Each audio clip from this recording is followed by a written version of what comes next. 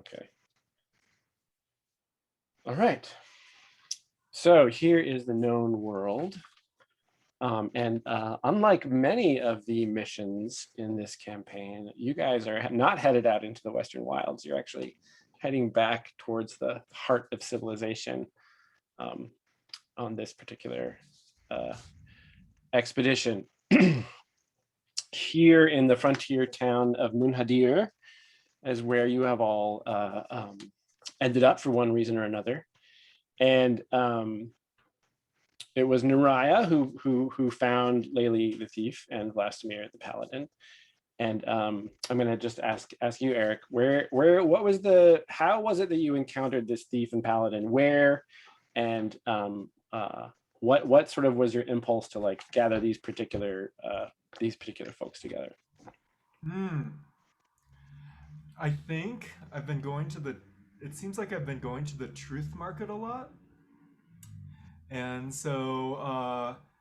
and I thought I read some things where some of them have uh, uh, been to the truth market for one reason or another. Yeah. So uh, Naraya's extremely friendly, and so I'm guessing that Naraya like saw a posting looking for caravan guards to the capital, and Naraya immediately thought, "I want to go to the capital," and then just turned to like the people nearby and said, "Do you want to go to the capital?" And of course, we're in the truth market, so you have to say the truth, right? And the people standing nearby were Layli and Vlastimir. Um, if that's cool with you guys. Sure. I love it. Yes. Great. Awesome. And Eric, will you give us a brief description? So here we are in the truth market. Maybe like you said that, and then maybe it's the next morning when you're actually coming to meet your contact. Will you give us a brief description of what Naraya looks like? Sure. Yeah. So Naraya is as she will tell you as soon as she meets you, she is a Qadi, a jurist of the Southern School. Um, uh, she has prominently wears the symbol of Idala, the youngest moon daughter, and um, she has a shaved head, like bright clear eyes, and and uh, and I actually some things that she has from earlier. Uh, when it's clear that under her, I rolled cassock, so I'm gonna Mm. call it that. But under her jurist like religious robes, um, that she is wearing chain armor Oh, wow. and has like a big um, cudgel because jurists, I guess they sometimes need cudgels. So uh so yeah, yes, but she has a huge smile. Like the cudgel is not the first thing you would notice. And is it like I don't is it think. like a drag on the ground kind of thing? Or is it like a lightweight club? Is it how big is this weapon that she lugs around? I actually looked up some pictures of cudgels, and apparently a lot of them look like baseball bats.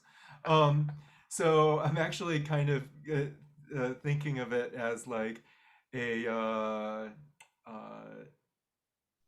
it's not like perfectly like a baseball bat. I'm picturing it more like rectangular and cross section. Okay, Um, okay, but yes, like a big, long, thick stick with that can be held in one hand, okay, um, okay. with like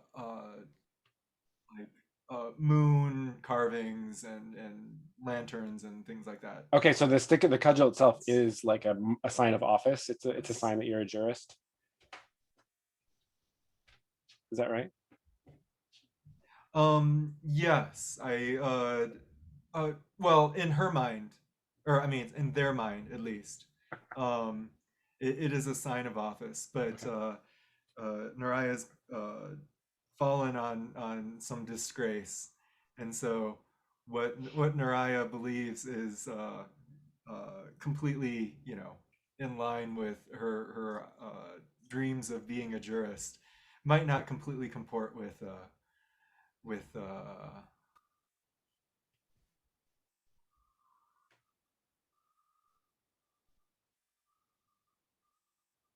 yeah. So And just one last question. yeah, What, that's how is she, what's on her feet? oh, sorry, I forgot to mention that. I I think somebody else rolled this too. I rolled notable footwear, so she has notable sandals, They're a curse. and so I'm imagining them to be like um, I know we're in a slightly different milieu than this, but I'm imagining them to be like almost like Chinese or Japanese style, like Oh, with like wood, wooden, yeah, um, with the, yeah, got it. yeah, wooden soles, and stuff. But yes, Maybe that's a Southern they're thing. notable, so maybe they're lacquered. Or, Yeah. Or maybe they're yes, just, maybe that's a southern thing, yeah, right. Maybe it's along like with not common in this area. yeah, Great. Thanks, Eric. Kevin, how yeah. about Lastimir, our owl person paladin? Yes, so he is extremely average height for the owl people. He's fairly, he carries with him a big, slightly oversized warhammer for his build, and wears scale armor with a holy symbol of his deity Arthu kind of hand painted on it a little irregularly because he's not that good a painter. And he did it himself. Hand painted on the armor. Yes. Yeah. Yeah. And he has this tendency to stare at you just a little bit too long, doesn't tend to blink. His eyes are very clear. He thinks it gives people the impression that he's staring into their soul, but probably it actually more comes across as a little creepy. But that's what he thinks he's doing. And he keeps himself quite well groomed for one of his race, even though he obviously doesn't have a lot of money. His clothes are in poor condition. Most of his stuff looks old or used in one form or another, right? He has, other than weapons and some food and water, he doesn't have a lot of stuff with him that he carries around. And it turns his feathers, they're dark, light brown to white.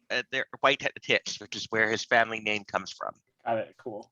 What color are his eyes? His eyes are, I don't know, I imagine them as kind of blue. Ooh, okay, cool. Yeah, I think it's a notable feature that he has very clear eyes and a raspy voice. Okay. And I'm not going to try and do the voice all night because then I'll have laryngitis tomorrow. But Yeah. All right, great. Thank you. And okay, we got the warhammer, the armor. So with the armor and all the gear, no flying is possible, I think, right? But yeah, but if you're lightly, if you're at half capacity for what, if you cast off your armor, you could probably take flight. And probably, but as he's pretty weighed down most of the time. Yeah, okay. Great, thank you. And Laylee, how's that new leather armor? What kind of leather armor are we talking here? Yeah. So Laylee is, I mean, she's just a kid, right? She's probably like 15 or so, small, compact, lithe, moves like a dancer. She has, yes, like brand new leather armor, well fitted. Not like, it's not like that fancy stuff that you see in all like the fantasy illustrations these days with the buckles and the little clasps and the like belts and stuff. I mean, I think it's much more simple than that. But I think what's notable about it is that like it is brand new. There are not like scuff marks on the gloves or like, dirt on the like elbows or the knees. Like, this is it probably is like still only a day or two old. And so I think Lily looks a little bit uncomfortable in it, given that like she's been doing nothing but wearing her clothes for like the past 6 months since she's been in town, and has never actually worn armor in her life. So this right. is, So has she been practicing? I mean, Laylee's a bit of an acrobat, right? Yes, I think that's like what she's been spending her time doing. So like all of you times she's like practicing like jumping from rooftop to rooftop on it, and practicing like scaling walls wearing this armor and like tumbling and stuff. And I think like she still doesn't quite, you know, she still occasionally misses a step sometimes, or like Mhm. doesn't land as lightly as she would like, but she's getting there. You know, Right. she just needs to break it in a bit. Yeah, other than that, she's got just kind of like a mess of tangled curly hair that's like always falling in her face, especially now that she has nothing to hold it back with because I gave away my ribbon. And yeah. And I forget, short sword or dagger? She yeah, she doesn't carry much. She has Okay. like a pouch, like a small like pouch of something, like to carry some rations and stuff, and then literally just a dagger. Okay, so just a pouch, no, not a backpack. So you just got like a belt pouch. No, like I know it said like I could have a backpack, but I don't think she's that kind of. Yep. I don't think she like carries around a lot of stuff. Also, Yep. because she doesn't have a lot of stuff. So. Right. Yeah, just a little bit as far as gear goes, Eric and Kevin, just make sure you have a mental image of, you know, if you're carrying a backpack or a shoulder sack or whatever, just like where your stuff is, so that when those questions arise, I can add, you know, if I say like, what's in your bag, you can tell me what's out of the things you have, what's in your bag, etc. Okay, so it is the next day, which means, gosh, what day is it on our calendar here?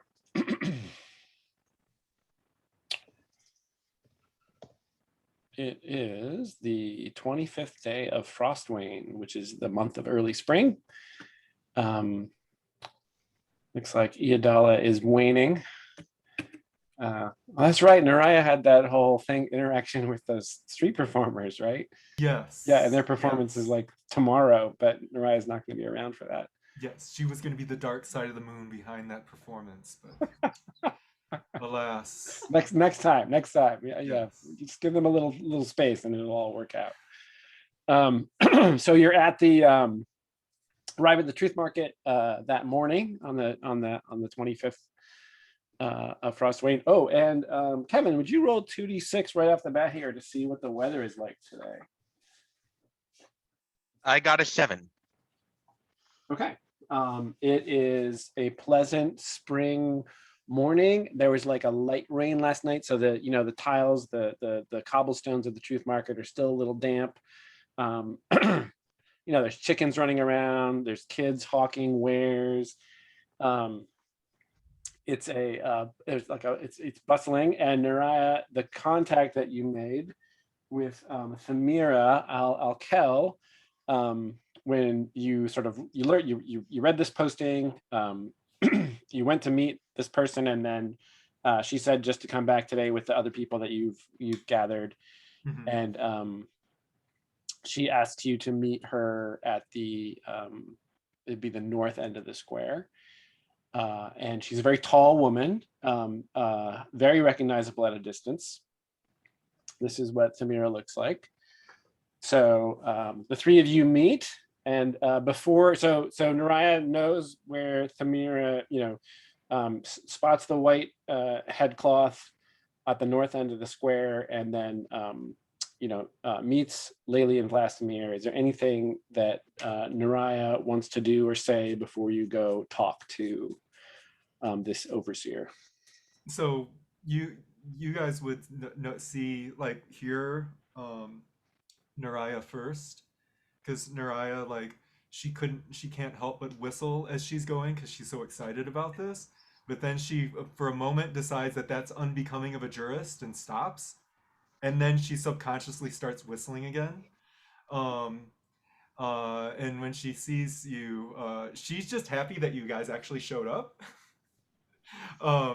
And so she's like, and she doesn't know what your titles are, but she assumes everybody must have titles. So she's like, do you guys have titles? What sort of titles would we have in our milieu? Well, you're a jurist, right? Yes, I'm a jurist. Jurist Naraya. I'll refer to Vlastimir. I'm like, oh, Sheikh, thank you for coming on this great adventure. And yeah, what title does a street kid have? What's that? Oh, well, Isan gave me a title. Isan called me the Eagle of Rooftops and Branches, and I think that is a very good title. So I think I'm gonna go with that. Yes, so solemn. Excellent. The eagle. Yes. Wow. There is no need to call me Shake. God Speaker will do. God speaker. Okay. So God speaker, Vlastimir, and Layli the eagle. Yes. Oh, it Amazing. sounds so good too, doesn't it? Yes, amazing. Are you guys ready? Of course. What are we waiting for? Yeah, and yeah, I don't know about you guys, but I have my backpack and all my stuff, so I probably look a little bit weirdly overloaded. Um, and yeah, all right, let's go. Okay, so Thamira sees you approaching and sort of acknowledges you with a head movement, and then sees the three of you there. So I guess she she sort of takes in Vlastimir, Naraya she already knows, and then she like pauses for a long look at Layli, who is diminutive and about 16. It's not like Layli, you're probably used to adults like looking down on you or judging you or looking askance, but it's more of like it's like a frank assessment. You don't pick up any judgment. It's just like there's interest from her as she stares at you. I will introduce them by their titles. Yeah, so Thamira Al-Kel, I don't know. Blessed be the morning. This is God Speaker Vlastimir, and I'll hold up my little cudgel, which I put into the Discord chat. Something like it. And I'll point it at Vlastimir, like an announcer, and I'll say, and this is Layli, Eagle of the Rooftops, and Branches. branches. Some Yes. branches. I see. Also, lair of a demon crane. Just in case you were wondering. So And Slayer. Thamira's eyebrows actually rise at that, and you get the impression that she may have heard of that. Yeah, Vladimir's head rotates 90 degrees towards Layli at that. Everything you've heard. You were involved in that expedition? Oh, of course. I mean, it wasn't me just alone. My partner Isan was with me, and my friend Oz, and Abdil, who's super smart. And this really wise sage whose name I can't remember, which is so terrible because Beth can't remember his name, character's name. But Alexi, I think. Alexi, that's it. Who's super powerful and drove darkness out of a temple. But yes, I was part of it. I see. So she, I think that's the clincher. Is she already spoke to Naraya and kind of confirmed that Naraya was up to the job. And just looking at Vlastimir, the scale armor, the imposing owl person demeanor, the warhammer, she's like, okay, this person looks like a caravan guard. And with Layli, there was just like a little bit of concern, but then that little bit was enough to confirm. She says, very well. You all understand the agreement. It's 5 kate per day. We expect the journey to the capital should take 5 days. We'll have 1 day there to make the trades that we need to make, and then we will return. Is that understood? Yes, definitely. Right? What Am I are you right? transporting? Yes. And everyone is responsible for their own food.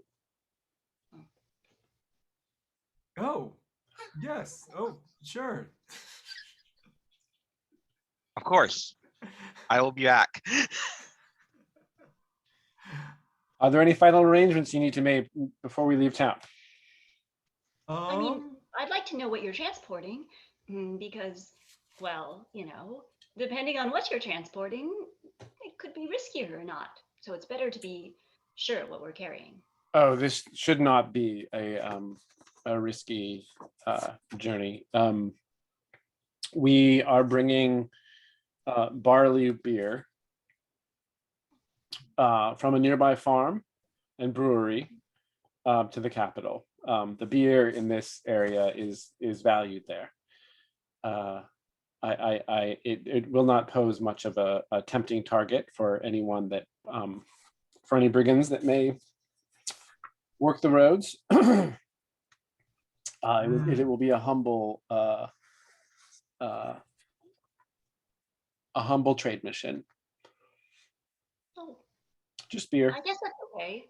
It would have been more exciting if you were bringing something dangerous or important, but oh well. We have to make money in this world.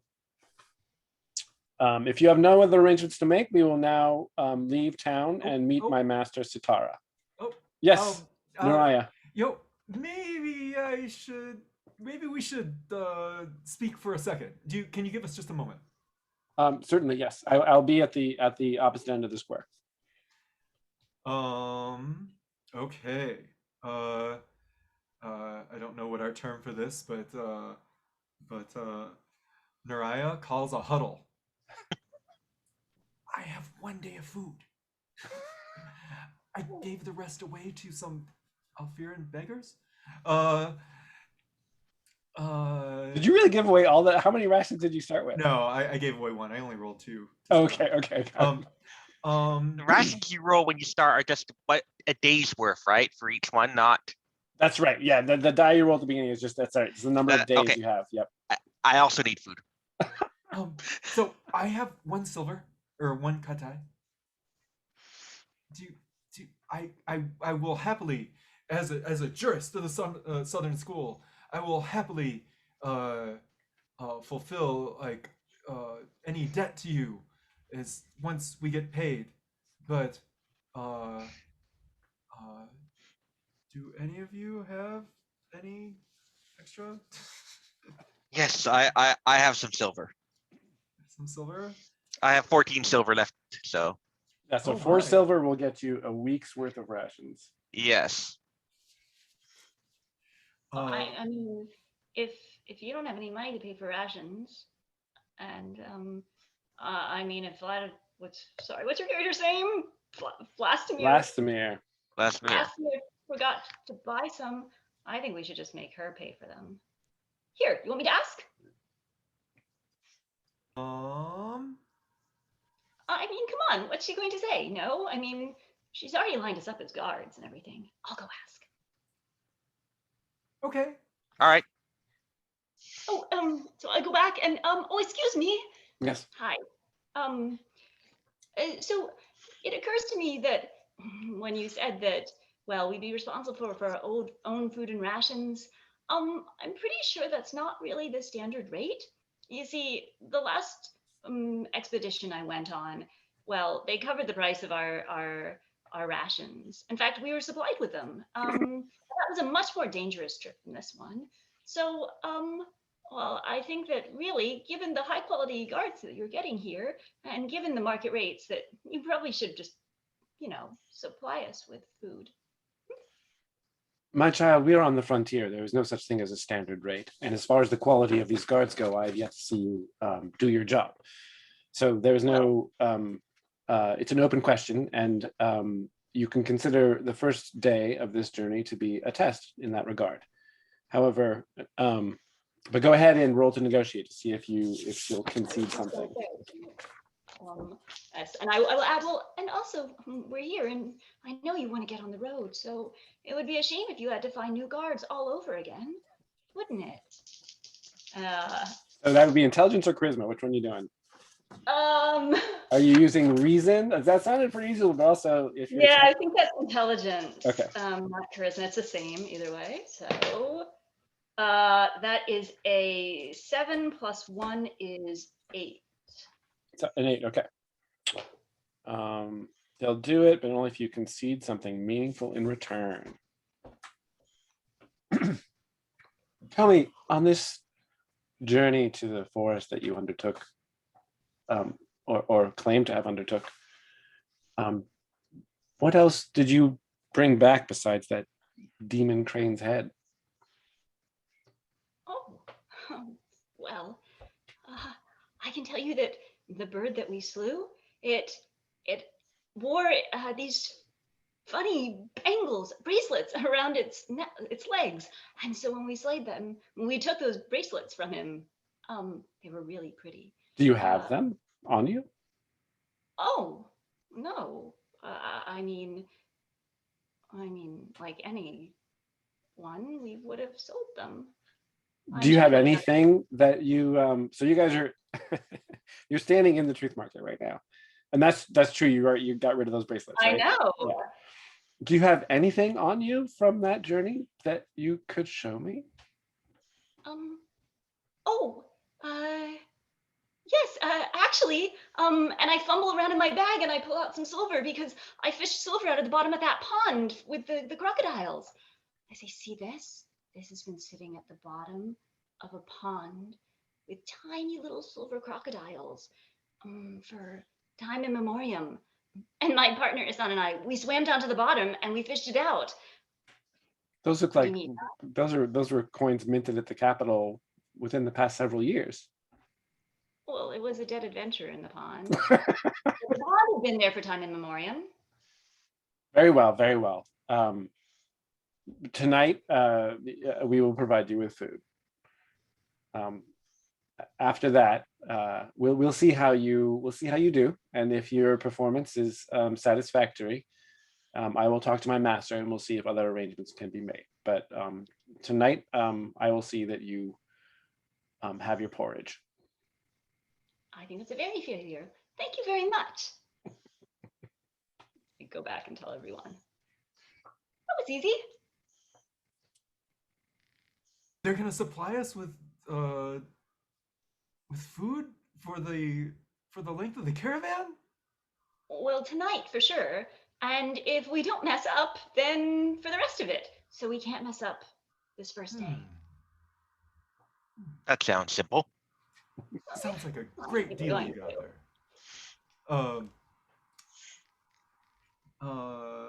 Cool. Okay. So Vlastimir, if you want to pool our money just to give us a little bit of a cushion, and maybe we could buy together, because I think 4 silver gets us 7 days, Yeah, right? that's right. I could throw in 1. Oh no, You this could deal throw in the that other 3. this deal sounds excellent to me. I think we're good. I have vice is one of my selfish is one of my traits. Nice. Oh, okay, excellent. So Also, Excellent. also it's worth pointing out that Vlastimir is chaotic, right? And yes, Nariah is lawful. So Right. Go team. let's see what happens. Yeah. Okay. yes, Money. team. All right, so ready to leave? Everybody's ready? Yeah, let's Yes. go. Yes. Okay. Unless Nariah wanted to like steal some food or something. No, actually, I guess we're in the truth market. So Naraya does not say yes. She just Oh, clamps her mouth shut. but you know, but Eric's okay with but me. she's go. Yes, she goes. Yes.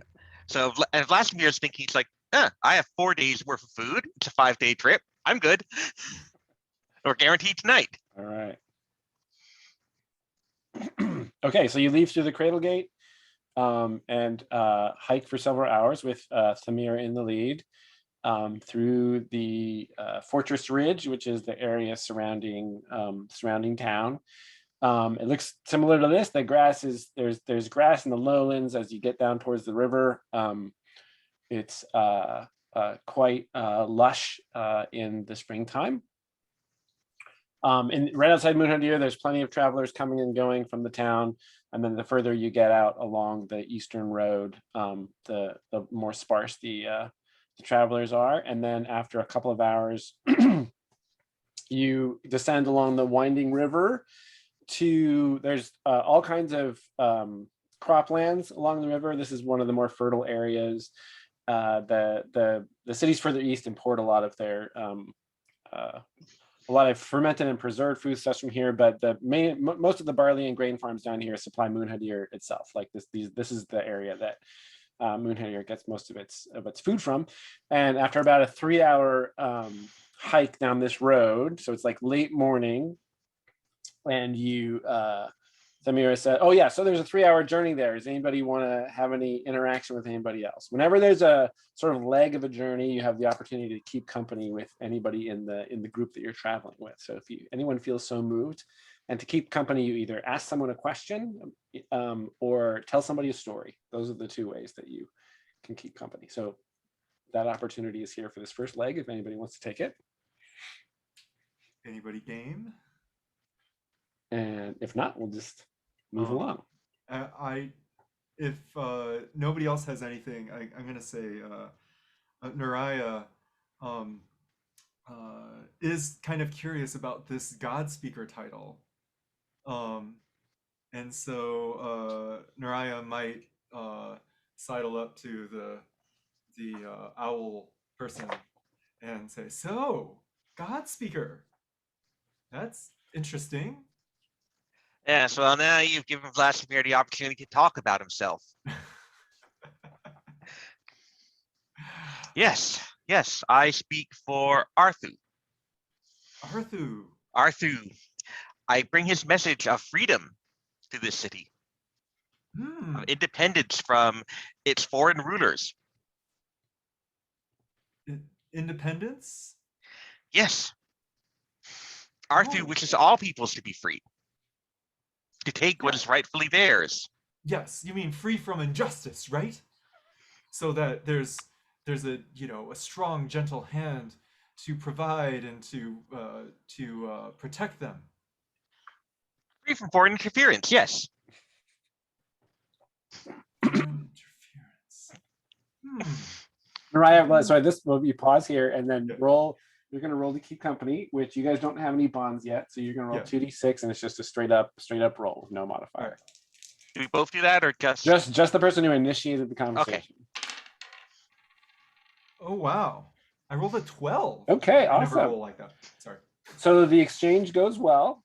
You can play it out or summarize it. Your call, and then you each gain a bond with the other person. So what that means is in the bond area on your playbook there, you write the name of the other character and draw a little circle next to that name. And anytime you help someone, normally when you help somebody, you just grant them +1 for free. It doesn't. You just are, if you can reasonably describe helping, and it makes sense, then you get to give somebody that bonus. But if you have a bond, you can mark a bond to give them additional help. So that's the advantage that bonds have. And I'll let Kevin kind of summarize how the rest of that conversation goes. So Vladimir tells you this very long story about his upbringing as a junior accountant in this group of traveling merchants, and how one day they were attacked by bandits and everybody else was killed. And he, while he was crawling away to hide, called and prayed to Arthu for salvation, and a deity appeared before him and gave him his message and sent him out to bring his word out to the rest of the world, to liberate themselves from oppression and cruelty. And that was a couple of months ago, and this is his first attempt. And he seems very certain that he's going to do great things, but the details are very fuzzy at the moment. Not that he admits that, but that's pretty obvious to you. That it's like he has no idea what that's going to mean or how he's going to accomplish it, but he talks a lot about it. I wonder if it is clear to Naraya. Eric, is that the kind of thing that Naraya can Naraya read a person like that, or does Naraya take that at face value? So I'm gonna say Naraya takes it at face value, but her expression is constantly changing as she's trying to fit that into the paradigm of like her own worldview. And so yes, she has decided that you indirectly somehow too are here to achieve justice for the wronged. Yeah, I can see. Yeah, and stuff. Sure. some And overlap there. so There's some common yes. ground between law and chaos. But the mental gymnastics she's doing are very evident across her face. Okay, great, awesome. It- And during this journey, how does Laylee occupy herself walking along the road? Well, while they're talking, I think like Laylee just gets really like bored just walking along because it's really unfun. So like she spends well like trying to sort of like balance herself on the edge of like some of these carts and like walk across the top as they go, and occasionally she'll like run out ahead and like see what she can see. If there are trees, she'll like climb them and kind of like follow the caravan, jumping from branch to Okay, branch. great. Anything to keep busy. Got it. Because it's so boring just walking. Just to be clear, it's just the four of you walking right now. There's no carts or anything. But certainly Oh. carts would pass you going the other direction and Laylee could jump on those. Oh, totally get on those. But right Yes. now, you get you understand that you're meeting what's her name? Thamira's. You're meeting Thamira's master, who has the goods. Right. Yeah, so that conversation wraps up and you reach this farm. There's the smell of barley malt in the air as you kind of walk down off the main road. You see behind the main buildings, there's some brewing vats and some clay, a number like half a dozen clay beehives, which are kind of a familiar sight if you've spent any time in this area. Oh yeah, I guess I should ask, I'm curious about Vlastimir. Is Vlastimir new to this region? Has Vlastimir recently traveled from far away? I think he's newish here. It's possible he's been here at some point in the past with his family, but they were nomadic. They never really stayed in one place for very long. Okay, so he's not super familiar with this area, but he may have been here before. Okay, great. And then Naraya's recently arrived to the region, right? From the south? Yes. Okay, but Laylee's been around, at least been around Munhadir for a little while. Yeah, definitely. Yeah, okay. Great. So you come down this road and approach this farm, which is mostly fields, like stuccoed fieldstone with mud mortar. It's got like a painted roof, and there's people out in the fields. It's springtime, so the barley's not, it's just kind of coming in, so it's pretty low and bright green. There's the river in view, the shining river behind the farm. And you see that back near the brewing area, there are these big clay vats, probably about 6 feet in diameter and about 8 feet high, and they're kind of half sunk in the ground. I think that of all you, Naraya, probably because of Naraya's travels, might have, well, yeah, I think Naraya and Vlastimir both would have been familiar with this kind of stuff. It's not an uncommon sight. And arranged in that area is a train of 24 mules, all lined up, tethered together in 2 rows of 12, right? So there's 2 rows of 12 mules, all tethered up. And there are stacks of barrels in that area. And sitting on a bench in the shade of the building is someone who you can only describe as a girl. And she has she's got a ceramic cup, and she's kind of like laying back on the bench, slumped against the wall, and she's drinking out of this cup. And she looks up when you all come down, but she doesn't get up. She just keeps sitting on the bench. And Thamira, what's that? Is she like my age? She is maybe, how old are you? Like 15, probably. She's, I mean, you're thinking maybe a little bit older than you, but yeah, Oh. she's a teenager for sure. You're great. So Thamira leads you down to her and says, "Master, I've brought our guards." And she sort of drains the last of the cup, and a little bit of beer runs down her mouth, and she like wets her mouth and like throws the clay cup, and it sort of breaks on the ground. And she stands up and looks you over and says, "Very well. Well, get to work." And she waves over at the barrels and the mules. And Thamira turns to you and says, "First order of business is to get those mules loaded up with barrels. I'll show you how to do it. It should take us several hours, but before we can get on the road, we have to get the mules loaded. Understood?" Yes. Naraya, like having no idea what being a caravan guard means, like says, "Yes, of course." Laylee doesn't look so happy.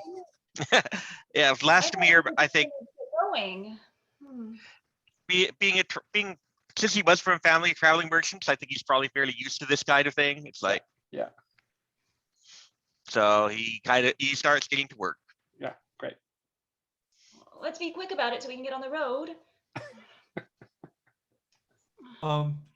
Yeah. Actually, I failed to mention earlier, Naraya is actually strangely strong. So, Oh, cool. so yes, Naraya actually looks forward to like showing off her strength. And Oh, great. Okay, awesome. And she's like, "Yes, yes, we can do this." She holds out her cudgel of office, whatever, again. And then she kind of looks around to see what other people do. So, see. Yeah, well, Thamira She doesn't Thamira's going to know. kind of like walk you through. I think Vlastimir knows the drill. Like Vlastimir's like already picking up barrels and knows exactly how to tie the knots and like finds the right tethers, because Vlastimir is kind of an old hand at this kind of thing. But Thamira takes a moment to explain to you and Laylee, to Naraya and Laylee, like, that each mule has what is it? It's four of these. They're sort of small, they're casks almost. Each mule has four of them arranged in kind of a semicircle over their backs, and they have to be kind of tied on in this proper way, right?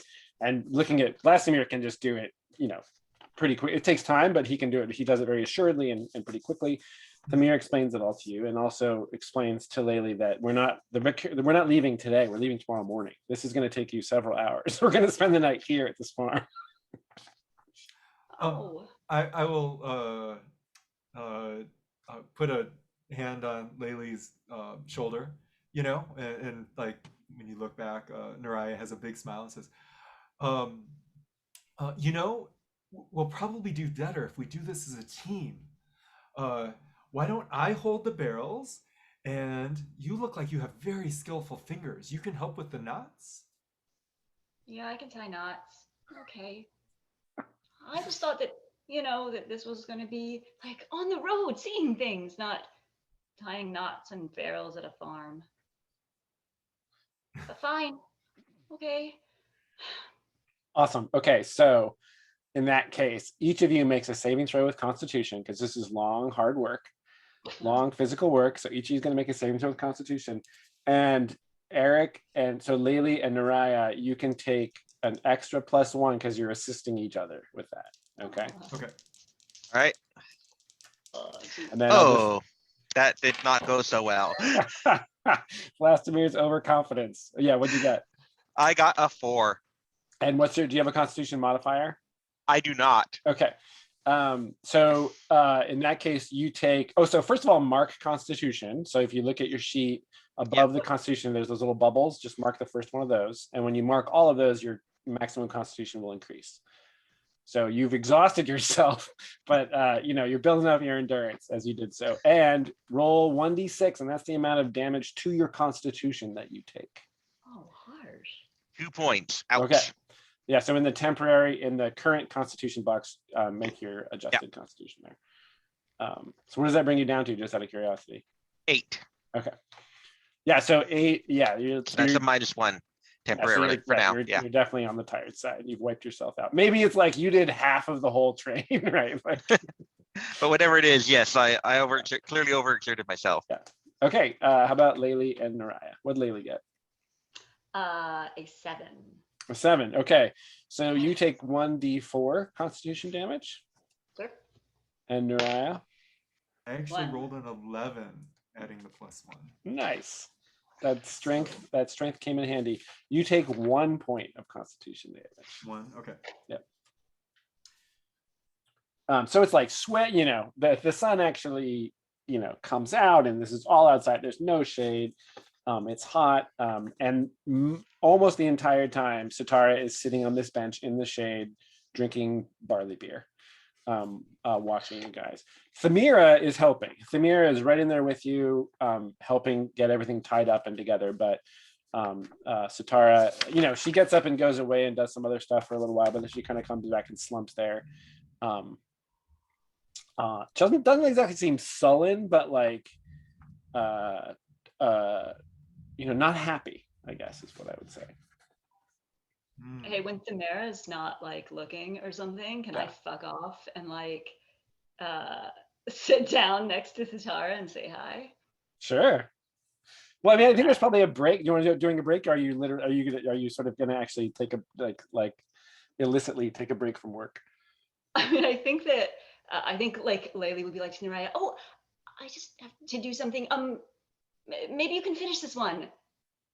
And then I'll like fuck off. It's just such shitty work. So you go over, and I would say for this, you probably took off your leather armor, right? Because that would be really. Oh yeah, because it's hot. Yeah. So you're in your whatever your regular clothes are, and then you go over and slump down on the bench next to her. Yeah, and I say hi. This is really tough work. My name's Laylee. What's yours? Did Thamira tell you my name is Sitara? Sitara. You work for me. Oh, yes, I know that. But you seem sort of lonely over here, so I thought I'd come say hi.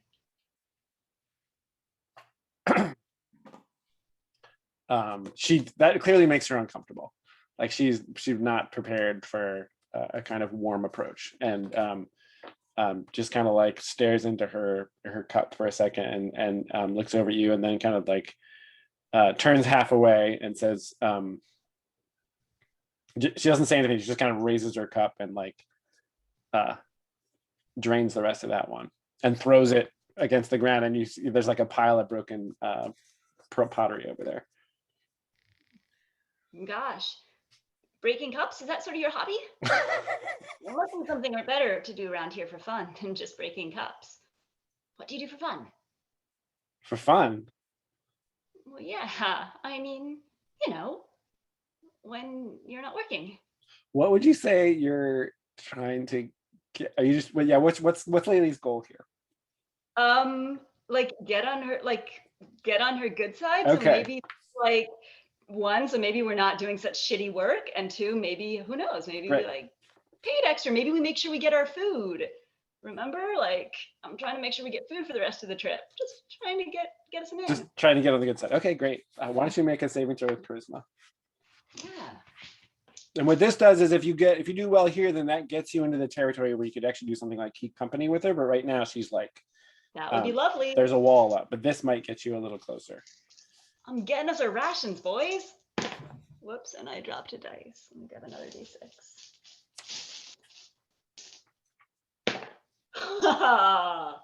It's so funny. I rolled like nothing but natural ones last night in D&D, and I was telling Adam that there's no, like, I just was on a bad luck streak, but I rolled double sixes. Wait, you rolled double? I rolled double sixes just double now. Sixes, okay. Plus one for my charisma, so 13. Oh my God. Okay, great. Yeah, so I don't know what it is, like there's something you do in the course of that conversation that like makes her laugh, right? Like you make some little funny joke, or you do something silly or whatever it was that you would do, and she kind of like against her will, right? She's like and then she actually like a smile comes across her face and her eyes change, and the kind of wall that was up kind of drops for a second and laughs, and then Thamira looks over the mule that she's packing and sees that going on and is like, Eagle, back to work. Oh, I guess I have to go tie knots again. It was really nice to meet you. Maybe we can talk more later. Yeah, so she's like she clearly doesn't know what to do with this unexpected feeling that she's having, and she just like puts on the stone face again. But you definitely crack the facade tonight or something. Say that again. If you want, we could break cups together tonight or something.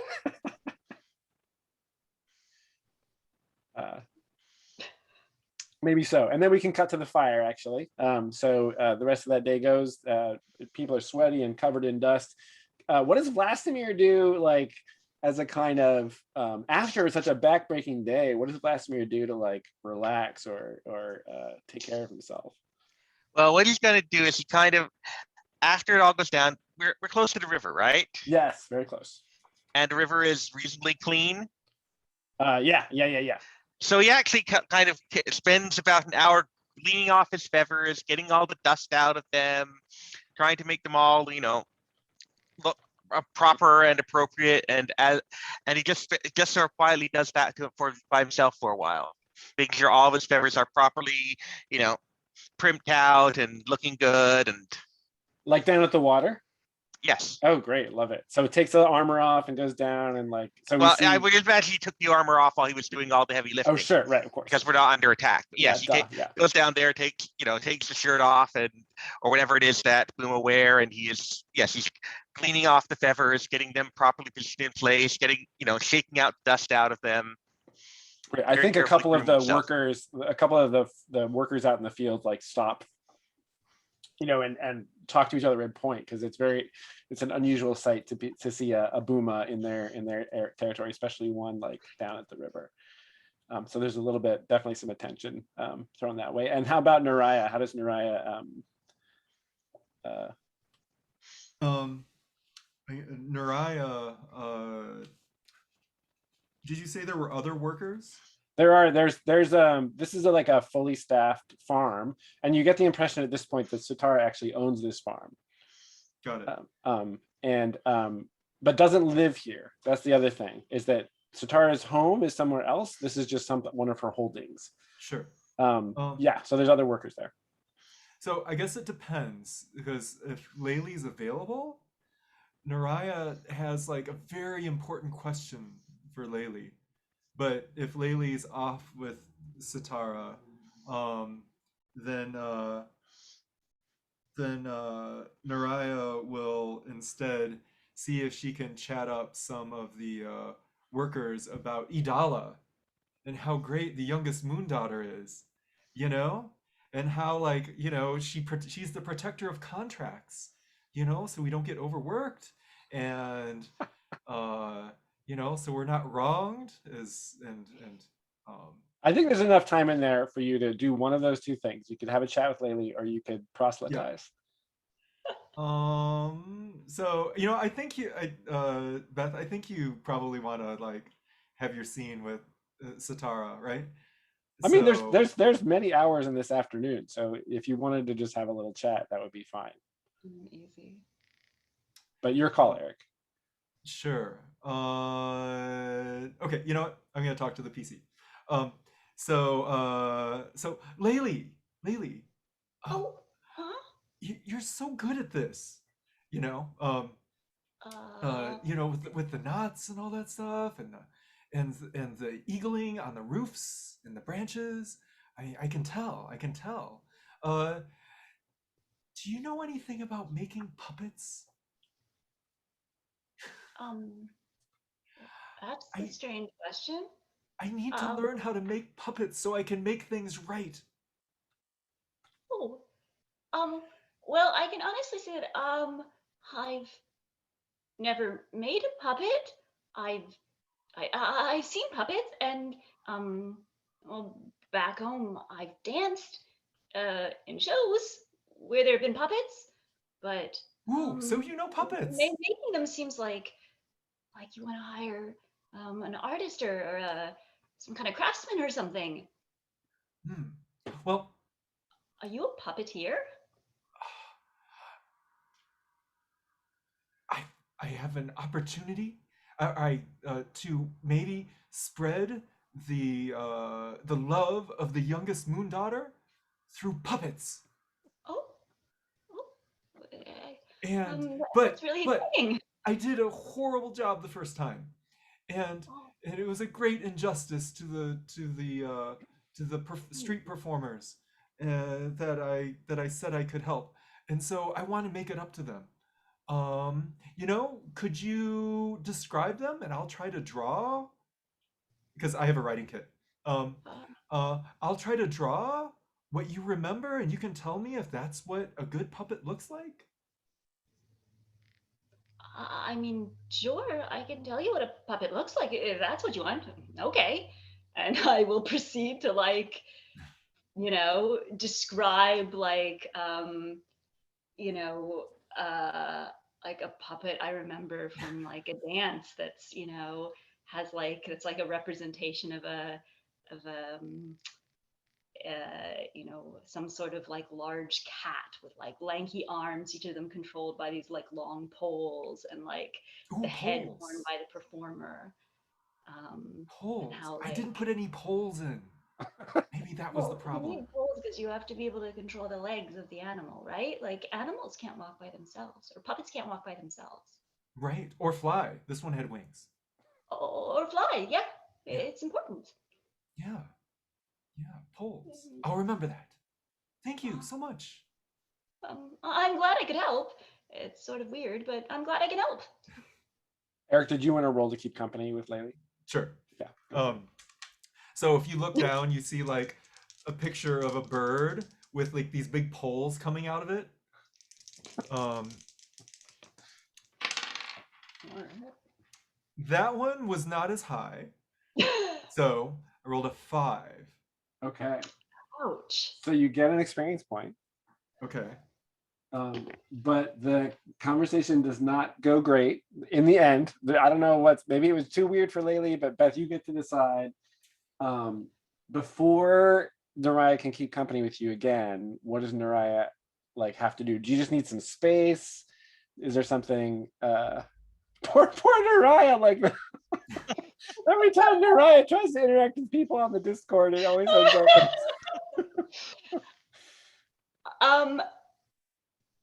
I think what it is that we've been on the road together for all of uh, 8 hours, and I barely know Naraya, and she's asking like these really strange, or they're asking these very strange questions that are like, kind of getting at some getting at things that like Layla has to pull up from her past, and like we don't really even know each other, where he's from, where they're from, what they do, what they're like, if they're trustworthy. It's just all a little got it.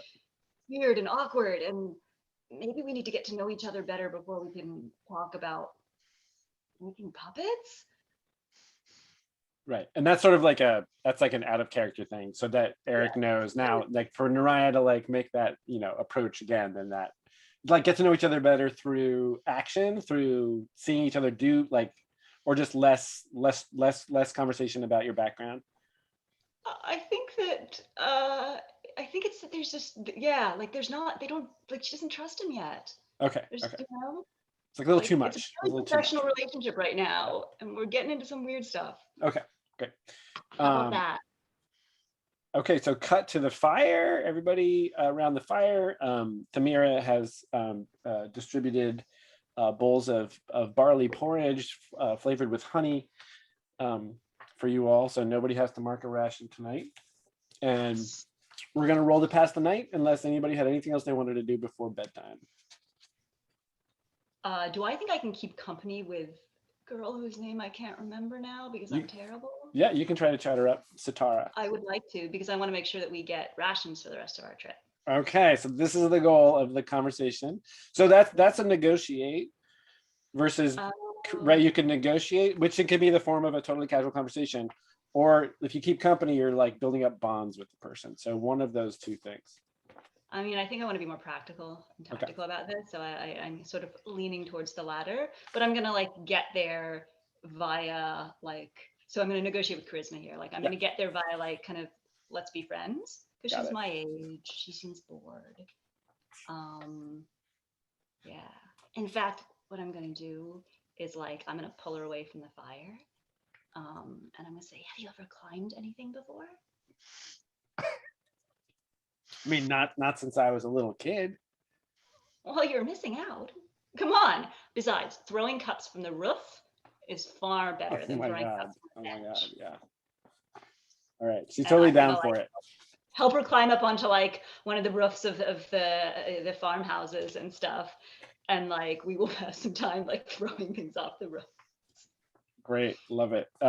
Yeah, so you guys down by the fire seat. Thamira kind of like looks up at that and looks totally flummoxed, like by the fact that Sitara is climbing the roof, climbing onto the farmhouse there. So Beth, why don't you roll to negotiate over the course of that? Yeah, I'll get around. I'm just gonna kind of get around to that part in the conversation. Like, It's hey, so harsh to turn a social interaction into a transactional thing. But we'll see if you can win her over. a little pivot. All right. 8 plus charisma, which is 1, so Nice. 9. Yeah. Okay. So if you wanted to spend a point of luck, that could go up to 10. For this case, that may not be worth it since your luck is so low. So shit. Less shit than it used to be, but still pretty shit.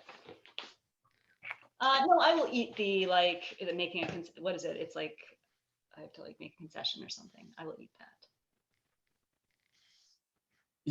The concession, I mean, it's not really a concession. I'm trying to think. So that, at the end of that, in the course of that, you kind of working into conversation that that you guys could really use with that extra food. And she says, if you drink with me every night, you and your friends can eat. Like every night on the road? Yeah.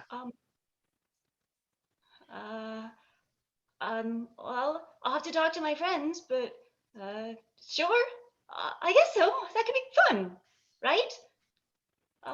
Sure. I can Yeah, do just that. imagine we can find things to climb while we're drunk.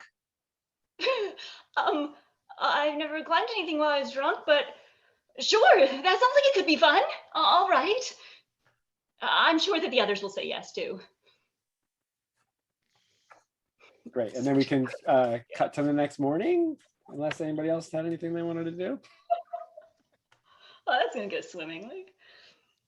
Oh, what could possibly go wrong?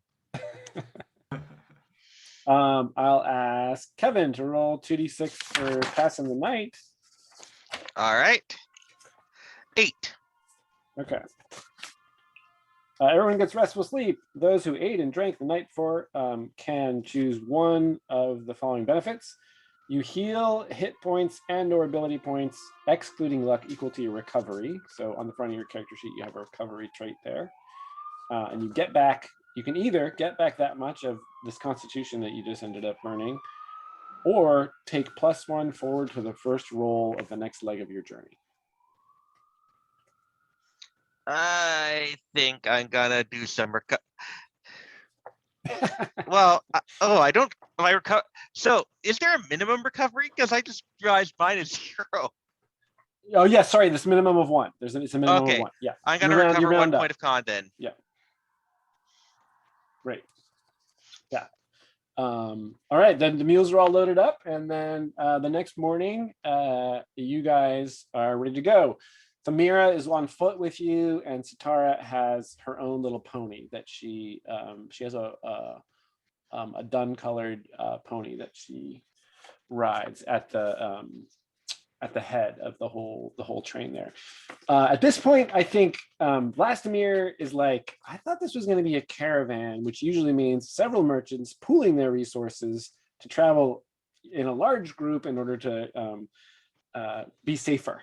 But in fact, you have not met up with any other merchants, and it looks like, as far as Vlastimir can tell, that this quote-unquote caravan is just these Us. It's just you. Yeah, it's the 5 of you. The 3 of you, Thamira and Sitara, and the pack animals.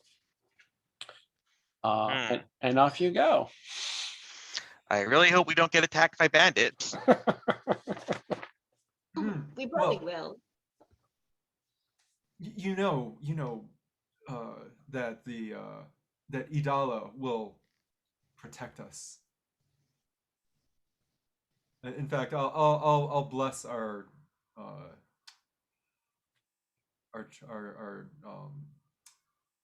venture Oh, before we like start. before you guys hit the road?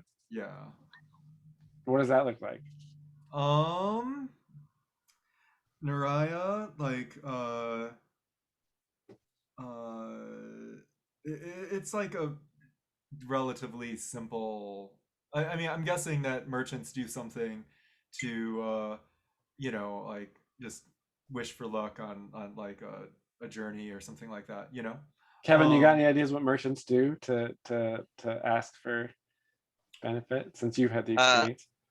yeah, I think what they do is they do a small sacrifice of some sort to ward away bad luck. I mean, merchants being merchants, I think they're, it's much more don't screw me over than please gods than it is we bless you for your generosity and everything else.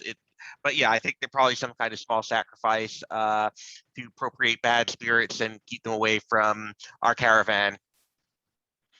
Like pouring out some wine Yeah, or some wine or some beer, some gift of whatever it is that we are transporting. okay, so I guess what's going to happen is since that's the tradition, then Thamira is doing that. Like, so there's everybody kind of gathers around, and Thamira takes one of the casks and pops the bung or the cork or whatever it's called on there, and then I think Naraya, if you've sort of said that you want to participate in that, then that's the yes. situation. You're gonna what you do is she pours it out like ahead of the train, right onto the road, Mhm. onto the dirt, and then that's sort of in this case the kind of blessing. Yeah, we give it freely so that the gods do not come and take it.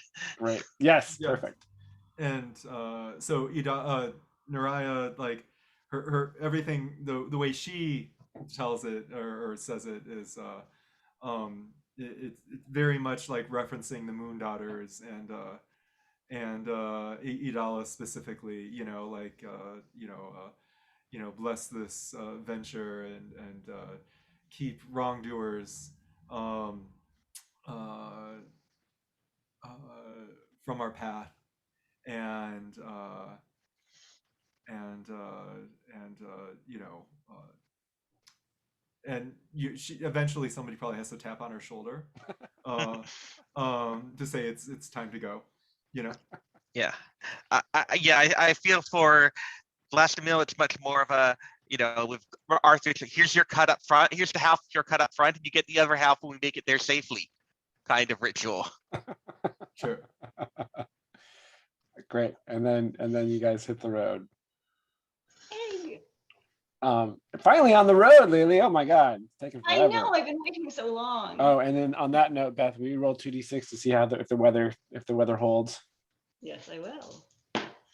Oh, that is a 11. Okay, so that blessing must have worked. Once you get up onto the main road, it's like perfect. It's like sunny, but there's a cool river breeze blowing up the valley. So everybody feels like, and it's that feeling of setting off on a journey. There's that kind of excitement in the air as you all head out. And this first leg of this journey is going to be, sorry, going to go back to the main map here. So you can see you're just outside of Moonhadir on the river. And the first leg is going to be all the way to Tadakul, which is another sizable trade center. On the way, you're going to pass the village of Mawil. So this first roll is going to be a 3-day journey that we're going to resolve with one set out roll. So it's a montage of moments on that journey, and I'm going to ask Eric to roll that. It's a 2d6 roll plus 3 because this area is safe. It's generally pretty well inhabited and patrolled. There's not a whole lot of danger here. Hey, let's see if that holds. Sorry, one of the dice fell off. I rolled a 6 plus 3 would be 9. Okay. Okay, there's an incident at some point along the way. So I'm going to ask each of you to roll some dice.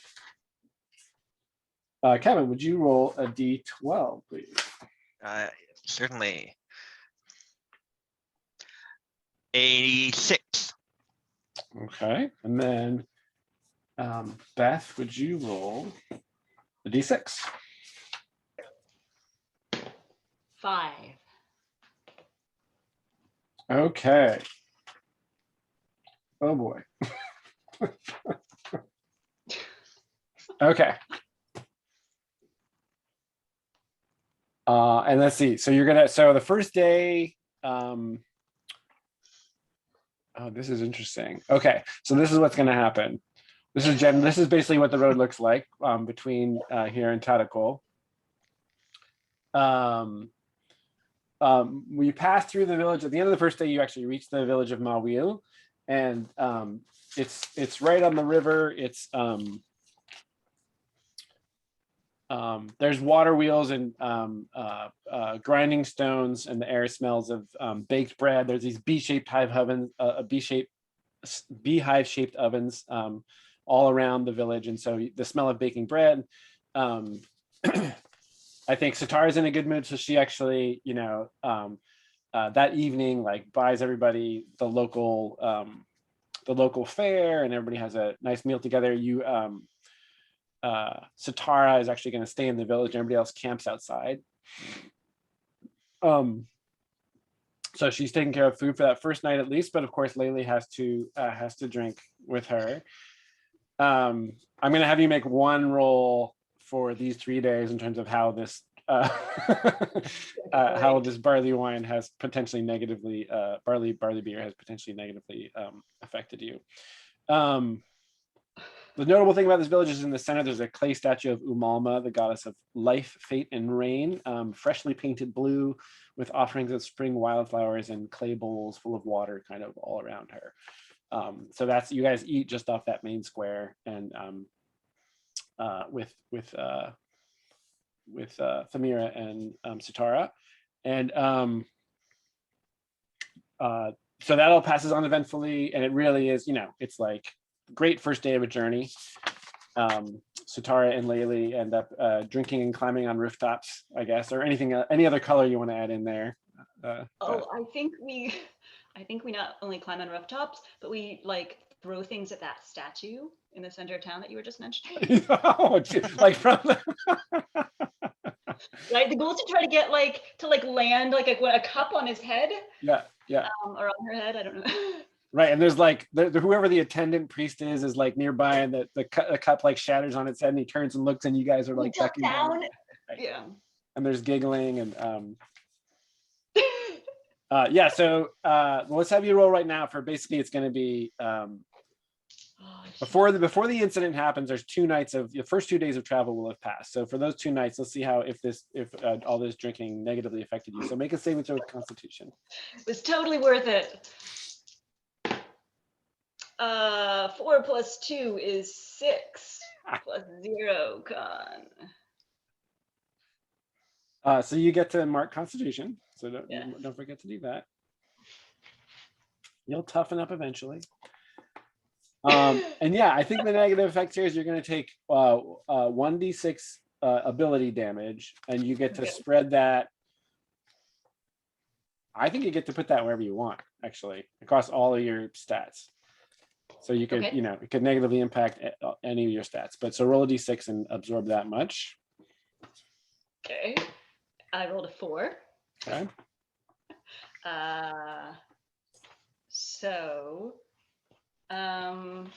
Okay. I'm gonna take. I think it only makes sense to take a hit on con. After that, so I'm gonna knock. I'm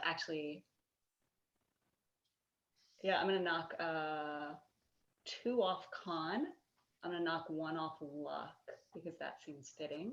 Oh, sorry. Did you say luck? Yeah, can I do that? No, I should have specified that. Yeah, anything except luck. Oh, okay. I mean, that's fine. I was just like really fucking myself over by doing that. I'm trying to be realistic here. I'm gonna, I'll take another 1 off Dex and 1 off Int. Okay. Cool. All right. So the second day, is that sorry, I'm trying to figure out. Okay, you're not there yet.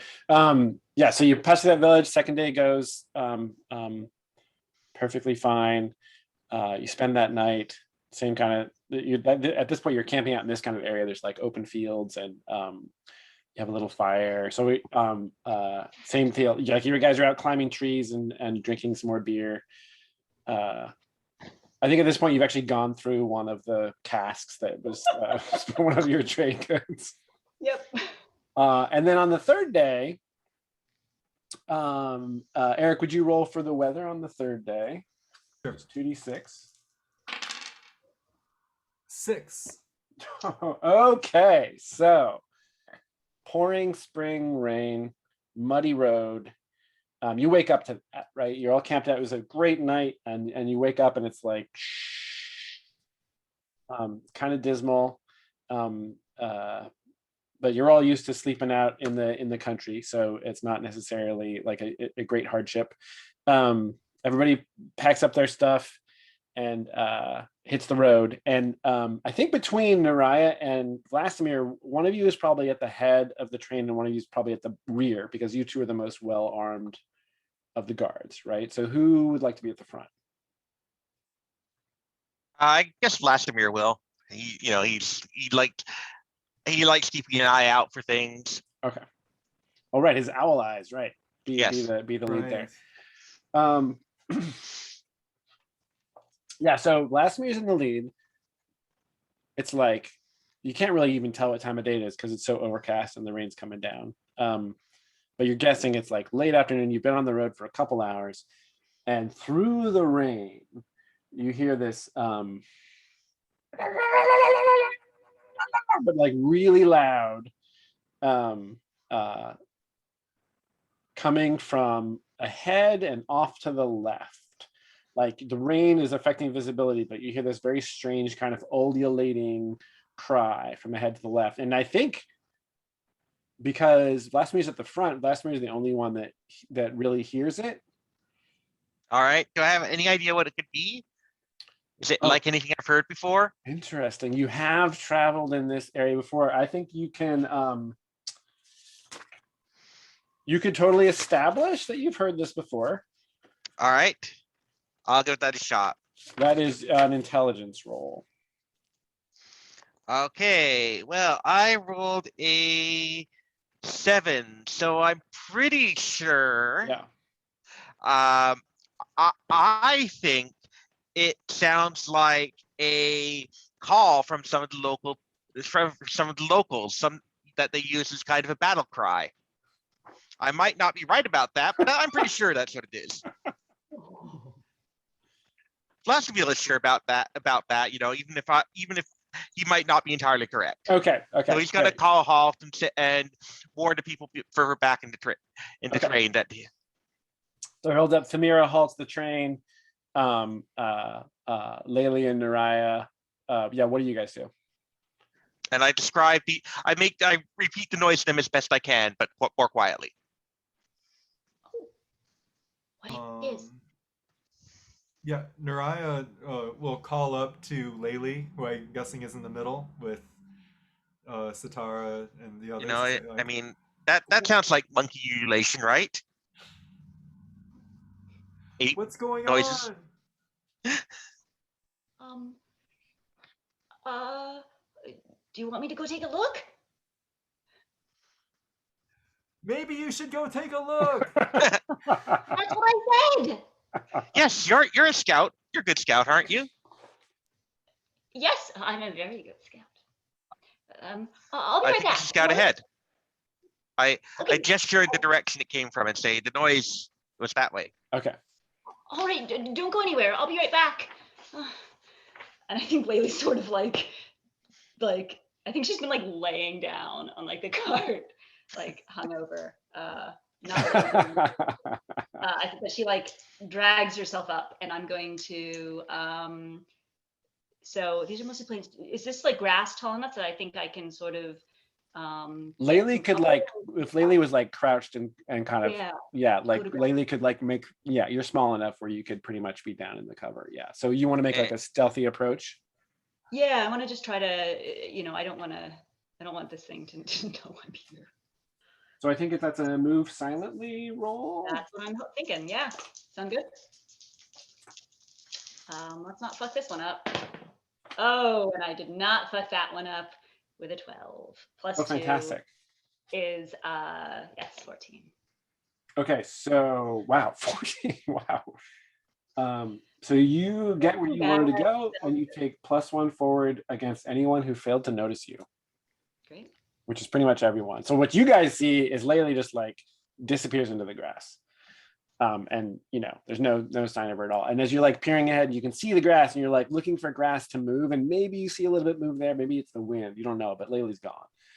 And then Laylee sort of, there's a sort of rise, and Laylee creeps up and like, you know, finds a place where there's like an open patch in the grass and peers down over this rise. And you see a dark shape about 30 yards away from you, the size of a horse. Doesn't look like a horse, but it's about that mass.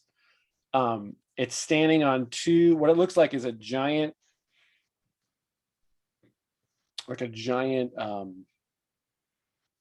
it's got the upper body of like a mouse, like a rodent, right? So it's got small forelegs. It's got like a kind of head, like a skull, like a ferret. So it's got a sort of a flattened snout, small forelegs, but it's got really big hind legs, like kangaroo type hind legs, like these massive haunches, and it's got these little arms.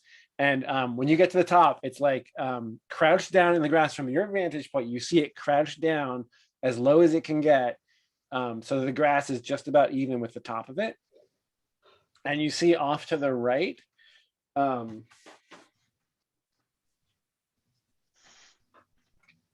check my reroll 1d6.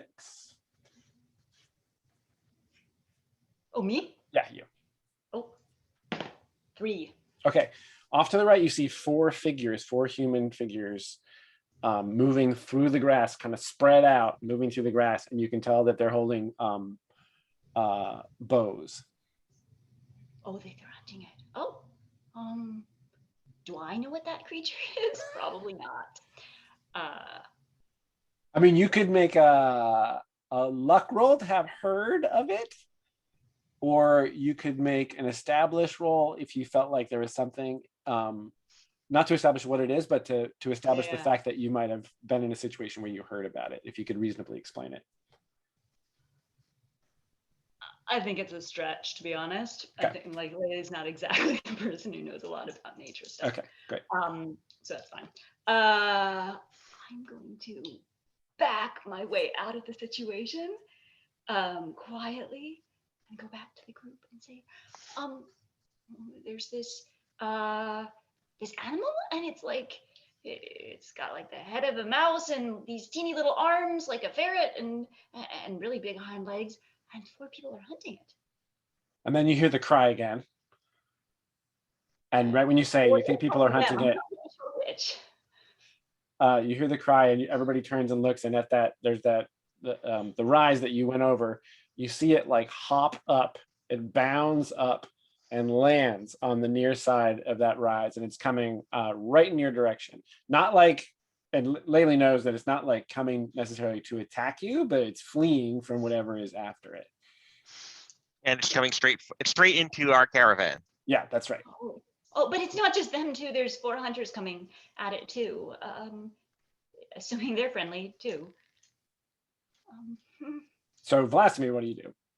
Okay, Vladimir is going to kind of charge toward it in an attempt to scare it away, scare it off to the side. So you're not trying to catch it. I'm not trying to fight it. I'm trying to divert it from its path. Got it. Okay, so so he's trying to make himself big and scary so that it wants to go in a direction away from him. Yeah, what is Vladimir's wisdom?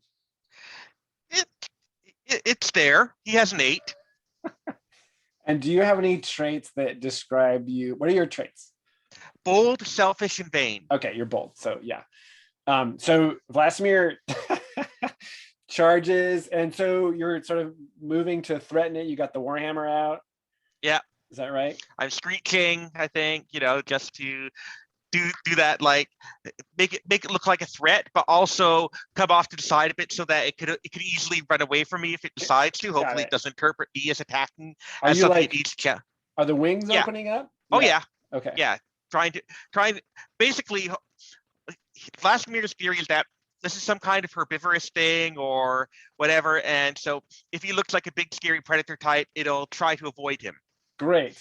Now we're going to see how well that theory actually works out in practice, because he doesn't know what this thing is. Yeah.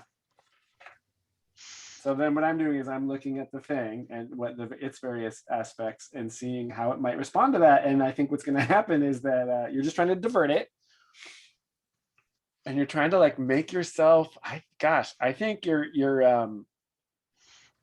it's not really a negotiation. It's like just trying to make a thing happen. There's not going to be an in-between thing. So you're going to make a saving throw with, you could either use charisma because you're like creating a presence. Yeah. You could use strength because you're trying to be intimidating, or you could use constitution would be the other one, right? Because it's all about this physicality. So you can choose which one of those you want to use. Well, I'm going to go with charisma, although it actually really doesn't matter. They all have no modifier. Okay. So, yeah, no, but if you fail, you get to mark the stat. So it has that. Yeah, I'll go with charisma. Okay, great. And a 5. So I'm going to mark the stat. Yeah. And what happens next? Oh my gosh. Okay, so you run out there, you got the warhammer. Yeah. You're making the noise, the wings are up, and it's like it gives like one giant bound. When it hits the ground is when you're probably like 15 feet away from it. And I think it comes right at you. In fact, it's had the opposite effect. It's like, here's an immediate threat, it's right in front of me, and I'm going for it. So Vlastimir is some distance away from you guys, and that's about to happen. So Kevin, consider Vlastimir's next action given that. And then Laylee and Naraya, what do you guys do?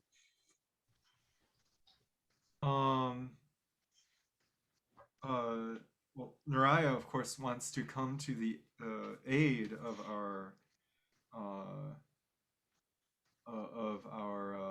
companion. And I'll turn to Laylee, like, let's help him. And you go and you run for it. You don't have to help. What? It's an adventure. This is what I was hoping would happen. So yes, Naraya, like she points forward with her cudgel thing. She's, let's help him. And then yes, I'm gonna run forward. Okay. But I don't think I know really what to do. So I'm just gonna run up, and then I honestly still not sure what Vlastimir was doing. And right. So what you see from your perspective is Vlastimir charges ahead. Yeah. The thing lands, and then the thing starts running right at him. So what's going to happen in this moment? You and Laylee can start to move towards that, but Vlastimir's got to deal with this thing just by himself before you can get there.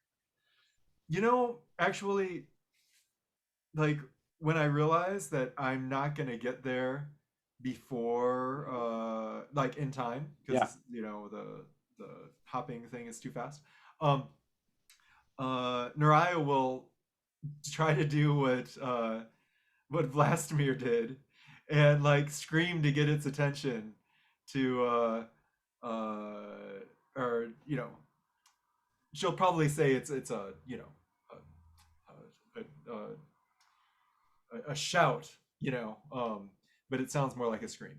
And just to try to get it to like pause or something. Okay. So she's just like yelling to try to like create some distraction. And Laylee? I'm still running, but like that's the main thing I'm doing. I'm like yeah.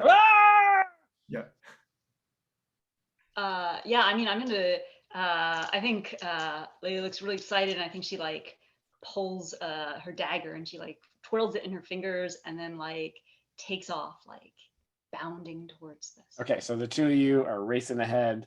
Vlastimir, you got your wings out, you got your scale armor on, you got your warhammer, this thing, and as it's like, so now it's driving right at you, and you see it's got this like ferret-like head, except that there's this, and there's rainwater streaming off of it.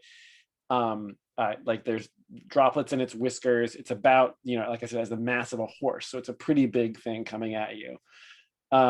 It has no eyes. It's just like a furry head with no eyes. So that's in the kind of adrenaline fueled moment, you take in that detail, and then what do you do? All right, so Vladimir is going to try and, as it comes close, dive past it so that the bulk of it kind of misses him, and with the idea that he can then run further away and pull it back towards the hunters. Okay. So I might give it a whack on the side as I go by if that opportunity passes itself, but I'm not really trying to get into a head-to-head fight with it. Okay, so then you're going to have to choose one or the other. The second thing you described is a fight, which is you're actually trying to damage it, and it might damage you too. Or no, then I got to stick with the first. Okay. All I'm trying to do is keep its attention somewhat on me and away from the caravan. Got it. So then that'll be a saving throw with dexterity. Oh, I'm sure that will go well. A 5. Oh, at least I get to mark dex. Now. Yeah, Vladimir's highest stat, by the way, is charisma at 12. So he's quite aggressively average. Oh my God. Kevin, I hope Vladimir doesn't die right now. So you okay, so you have 8 hit points though. Yes, I have hit points. And you have That's scale the one thing I armor. have. And you have skill armor, which is what, two armor points? Yeah, 2 armor points. Oh my God. Okay. I'm gonna need them. Here we go. Okay. So you go, you like tuck your wings a little bit to catch the air, and you're gonna like do a tuck and roll, but before you even are able to do that, it puts its head down and just slams into you with the full force of those bounding back legs, and you take 1d10 minus 1 points of damage, with a minimum of 1. So if you roll 1, it's still 1 point. Right. But your armor would stop that. Okay, so 1d10 minus 1, and then I take off 2 for the armor? Yes, that's right. So Okay, 1d10 minus 3, essentially. All right, so this thing cannot kill me, although it can hurt me quite badly. See how that goes. It did pretty well. I got a 5, took 5 points of damage. So you rolled it. It was I rolled an 8. Okay, got it. Yep, great. So that's a pretty solid hit. Yes, in fact, yeah. You're like, bam, and you were moving to dodge, and so you it's like a head-to-head collision. Its point of impact is your chest, and it knocks you actually backward past your friends, right? So Laylee and Naraya actually have to like step to the side because you just see this owl person fly back with their wings flailing in the air, tumbles in the grass, and the thing pauses for a second, having done that, and lets out that crazy weird. And Laylee and Naraya, you guys are there on the spot. Go ahead, Rana. And so we can see that it has no eyes now? Yes. In fact, what's your wisdom? 12. And what are your traits? My traits are responsible, friendly, and stubborn. And Laylee, Beth, what is Laylee's wisdom and traits? Her wisdom's 9, and she's impatient and idealistic. Okay. You guys both have to make saving throws with wisdom to avoid being terrified of this thing. Sure. Okay. The only reason I didn't have Kevin do that is because Vladimir is bold.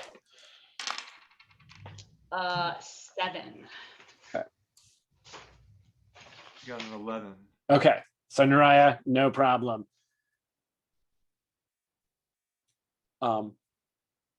Beth, you can choose either. So worst outcome, hard bargain, or difficult choice. And your difficult choice is you're struck by this. What? No eyes? like, whoa, like you're really out there in the world now. You're not in Moonhadir. I mean, you've seen some stuff though. You've seen some crazy stuff, right? But that like, and just seeing Vlastimir fly by you, so you can either like go right at it or turn tail and run.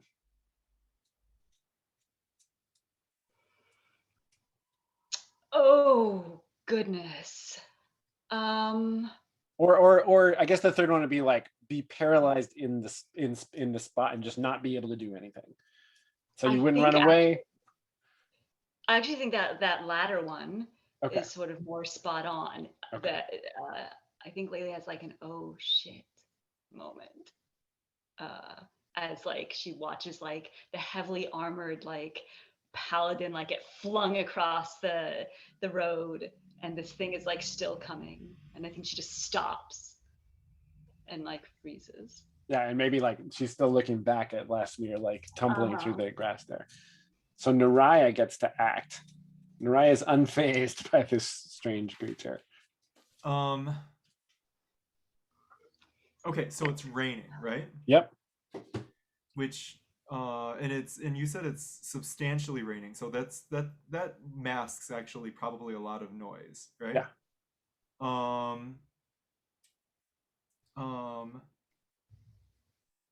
Does the thing like tossed Vlastimir away? Does it look like it's about to charge Vlastimir again, or after like is it facing towards where Vlastimir like landed? Yeah, so it slammed him back, and then that impact made it pause for a second. Laylee freezes. You're standing there with your cudgel, and it like, if it looks. Actually, what it does is it turns its head like this, and like sniffs, and then it turns back, and it's about to continue bounding. You don't know if it's going to go after Vlastimir, but it's going to keep going in that direction. Okay. In his, like, maybe not specifically towards him, but in that direction. Okay. So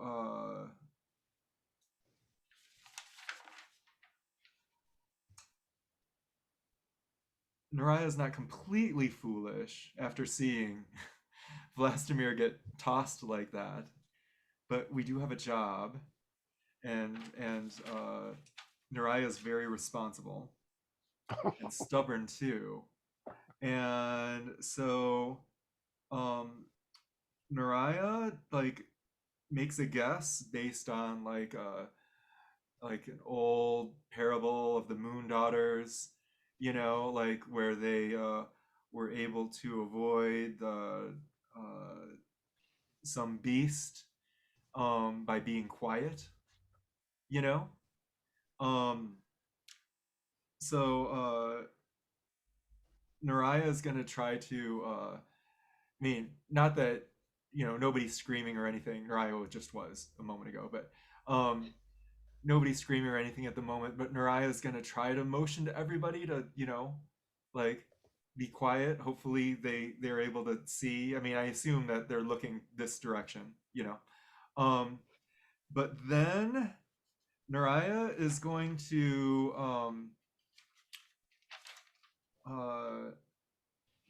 take her cudgel and she's gonna try to throw it. Those trees look like they're really far away, so she's not gonna try to throw it at a tree. I'm just looking at. I mean, there could be one nearby. If okay, yeah. If there's a tree nearby, Okay. she's gonna try to throw the cudgel at the nearby tree to make sound, hoping that draws this thing's attention. Okay, just make a luck roll to see if there's a tree nearby. Okay, just 1d6, 2d6. 2d6 plus your luck modifier if you have one. Oh geez. All right, so 2d6 minus 2. Sorry, I keep dropping all my dice underneath my table.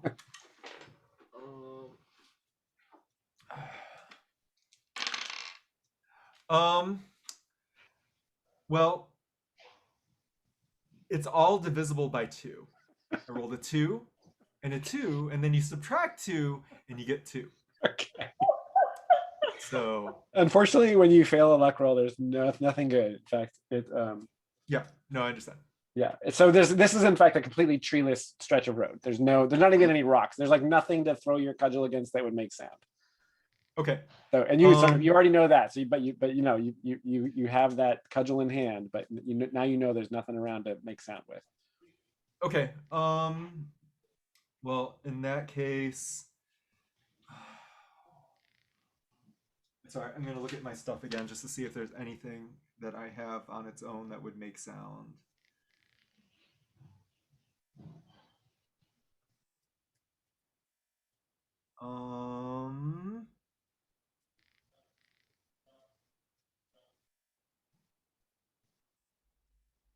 Oh, that would be sad. Hopefully they don't get destroyed. I have my wooden sandals. Uh-huh. I am. Do I want to do that? They're so cool.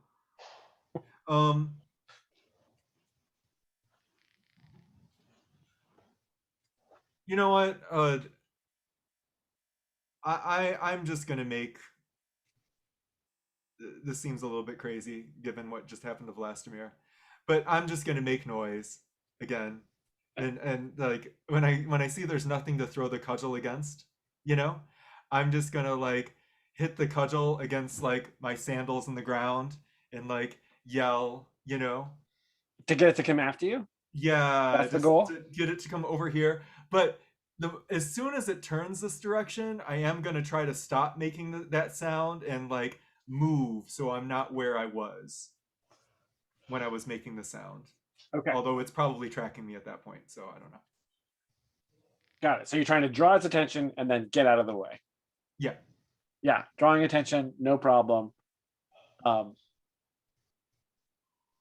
Yeah, so you go crack. I think you probably like kicked off the sandals, in the middle of running there, right? Because this is all happening so fast. And you get there, Laylee freezes up. You got your sandal in hand and crack, and it turns its head. Its ears kind of come forward. It's totally focused on you, and it lunges in your direction. So make a saving throw with dexterity. Okay. Dexterity is not my high point. Come on. But let's see. Oh, wait. Well, if you roll a 10 and you get +0, it's still a 10, right? Yeah, that's right. Yeah. So, yeah. All right. Yep. You duck. Thank you, Moon Daughters. To dodge out of the way. It sort of lunges past you, and then so now so it was angling towards the head of the caravan, and then you were sort of off to, as you're facing the creature, you're off to your right, its left. So it actually changes its angle to go at you. You dodge out of the way. It makes one sort of driving lunge, just like it did at Vlastimir. Lands, pauses for a second, and like looks around, trying to tell where you are. Like, what was that sound that just happened? I think that's when Laylee, you see two of the hunters appear up on the ridge, and Vlastimir, you've kind of recovered yourself. You kind of like pull yourself up out of the grass, and I stopped bouncing. yeah. I think it was like one hit and then a tumble, and you ended up sort of back on the road in the mud. So you're standing up, and Thamira is there, like at the at that head mule with, and Satara's on her horse, on her pony, and they're both like staring at you. They're not saying anything. They're just sort of like watching, wondering what's going to happen next. So you pull yourself up out of the mud, and what do you do next? So I guess I start moving back, because I, obviously can't just hold back and let it charge against us, but I'm going to move a little more quietly and carefully this time, rather than trying to attract its attention, because that did not work for me very well at all. Okay, so approaching with caution. Yes. Great. Yeah, so Naraya, you sort of tumble to the side in the grass, and from your position, looking up, you're now kind of looking maybe maybe just like 10 feet away from you, you see its haunch. You see this big dark shape looming up against the sky, and it's just turning. It's like, it's turning its head, sniffing and listening. And Laylee, you seeing those hunters come up and seeing Naraya jump out of the way kind of snaps you out of your paralysis. So what do you do? Shenanigans is what I do. I have a rope. I would like to, because it's pretty close to me, I want to try to so it doesn't go after anyone, and so we can maybe get it under control for the hunters. I want to try to get this rope around it to try to keep it in place. However, because I don't like lasso things or something like that, but I do climb things, and I have this great ability to climb things I should not be able to climb. Can I essentially run up it, throw a rope around its neck and then jump off, pulling it taut? Yeah, you don't even have to. Are you talking about scale sheer surface? Is that the? Yeah. Oh yeah, okay. That's not climb a even monster? necessary here. Okay, so the goal would be. So this rope has been at your belt the whole time, right? It's not. Yeah, this okay. is my infamous rope that helped people climb trees in the forest. So you But I pull blew all it. my money on. You kind of loop the rope out in your hands, and your goal is to jump onto it and wrap that around its. And then as I jump off, pull it taut, so it's around its neck or something. To incapacitate it. Yep, that's the goal. Shenanigans. Okay, so this is a very dangerous action, just so you know. Oh yeah. Yep. And the stakes here are that if it doesn't go well, it's gonna slam you in some way that'll. Entirely. Okay, just as long as we're clear about that. Great. Yes, Eric, did you want to say something? I'm nearby, so if I can help, I'll try to help. So I think what you're gonna, so what would make sense there? You see Laylee, the rope's out, and you can tell Laylee's moving to jump on this thing, which maybe is horrifying to you. Who knows? But given that, how do you think Naraya could help? I think I can see where Laylee is going with this. Having seen people wrangle cattle and horses and stuff like that, right? And so I want to be there to help, because Laylee's so small. I can't imagine Laylee alone holding this thing in place or controlling it. Okay. Right. So I want to watch and be wherever Laylee comes down, or just help with the rope. Got it. So as soon as that rope's in place, you're going to grab onto that rope and add your strength to holding the thing to incapacitate anything. Okay. And it's kind of Laylee's thinking a wind box, kind of sort of choke it to make it so it has to fall over. That's the goal, yeah. Is that right? Okay, great.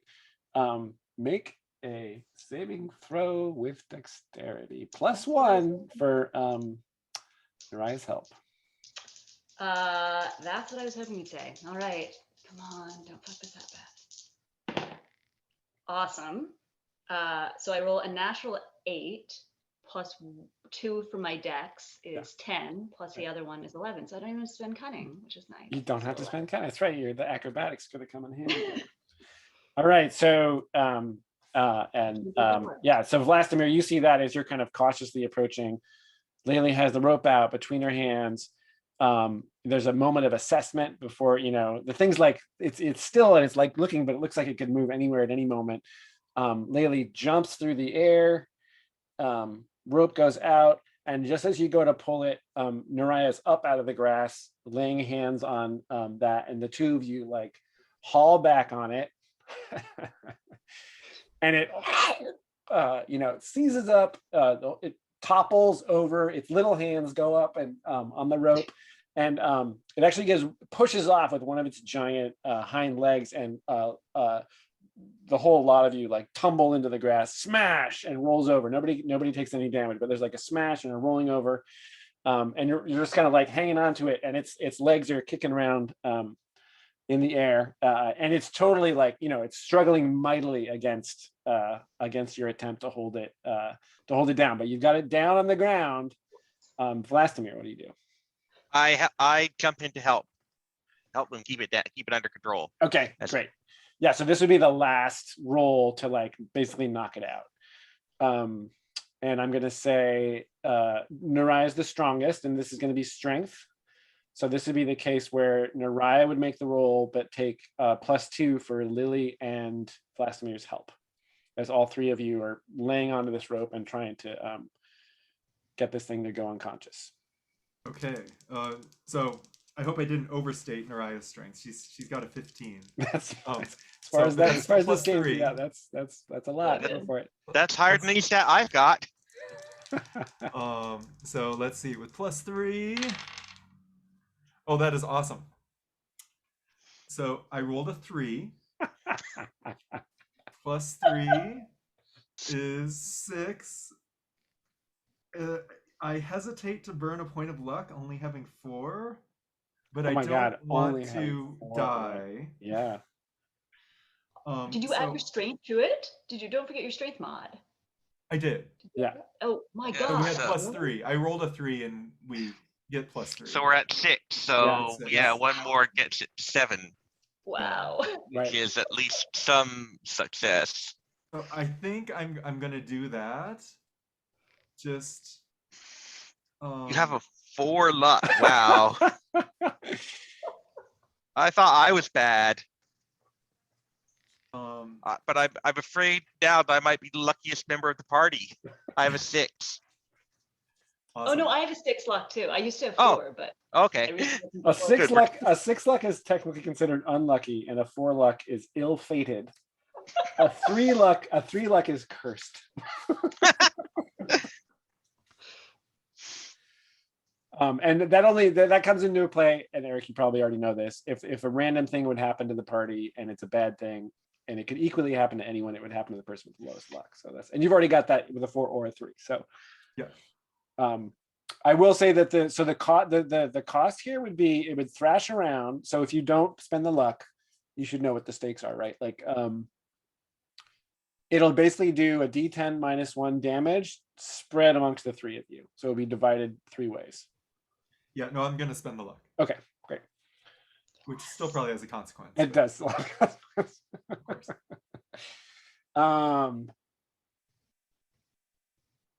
What does anybody have any fragile stuff in there on them? Hmm. Gems aren't fragile, right? No, they're good. There's nobody has any glass bottles, or I assume that, like, you know, when you're out there guarding, there's probably a mule on the mule train that might have. Yeah, hold like I mean, I have a lantern, but I don't think I would be carrying it Yeah. on me. yeah, right. No, not on you. Okay, so nobody's got any. Okay, then let's see. I cannot tell a lie. So I do have my writing implements in a belt pouch, which are one of the most expensive things that I have. And you do have a 3 luck now, so yeah. So that happens. There's a thrash. You don't find this out until later, but that pouch just gets smashed against the ground, and so the ink, Sure. you know, is broken. The writing tools are broken. Okay. I'm gonna say, Laylee, you actually get thrown off, so you're actually tossed, and you take 1d4 damage. You got your leather armor on, so that's good. That's great. Well, good news. I have 3 hit points, so I roll a 1. Oh, phew. Oh, so it's mitigated by my armor then. Yeah. So you tumble through the grass. And let's see, Vladimir, you got the armor and the warhammer. And you were pushing cautiously. Did you drop your warhammer so you can help with the rope? I expect so. Yeah. Okay, so the 'Cause, warhammer's there in the We're grass. hanging on. Yeah, it's probably lying down on the ground. I think that it basically, like, when it's wrenching around and it and you get at a point where it kind of rolls over you and actually breaks a little bit of one of your wings. I don't think there's a lot of nerve endings up there, so it's not painful, but like your wing, and it'll need to heal. There's no hit point damage, but I'm gonna say your left wing is kind of bent. And if you do need to fly at some point, That's going to be a problem it'll be a until I problem. heal. Yeah. Yeah. All right. And then the thing, like, you know, gives up. Like, you manage to hold it until it sort of like passes out. And then you all kind of pull yourself up out of the wet grass, and there's this semicircle of hunters with bows standing around you, looking at what you have done. And maybe with my wings, some of my feathers have been torn out or damaged. Your feathers what? The feathers on my wing are damaged, Yeah, great. so I can't. Yeah, they're like maybe that's they're why- sticking up askew like that. Yeah, so that's why I can't fly until they regrow properly, Great. or I'll have trouble flying. Yeah. Yeah, so the three of you kind of stand up, Vlasimir's covered in mud, and you turn and you face these four people wielding bows, and they're dressed like locals from the area. They're not, they just appear to be like, common folk from this area. And the thing's chest is heaving as it is breathing, but unconscious there in the grass. And the leader of the hunters says, "That was ours." Can we interest you in a incapacitated something? Very good price. You've never seen a Tharwalk before? An incapacitated Tharwalk. Very good price. What price? What do you mean? Well, I mean, you clearly were looking to kill it. It's still alive. For a small fee, we'll let you kill it and take the body. That was ours by rights. And then one of the companions says, "By rights, it's theirs." Yes, Naraya.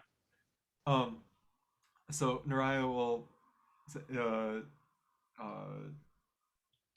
come forward and say, well, she's conflicted because, she wants to like support Laylee, but it by law, like a hunter's quarry belongs to the hunter. But then we incapacitated it. So she actually like litigates this out loud to them. Oh, Great. Love it. So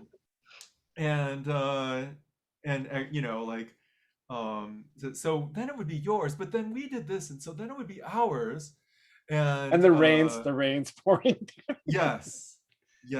And your two companions from the caravan are like here also. Like Satara rides up on her pony, so everybody's kind of gathered there around this thing.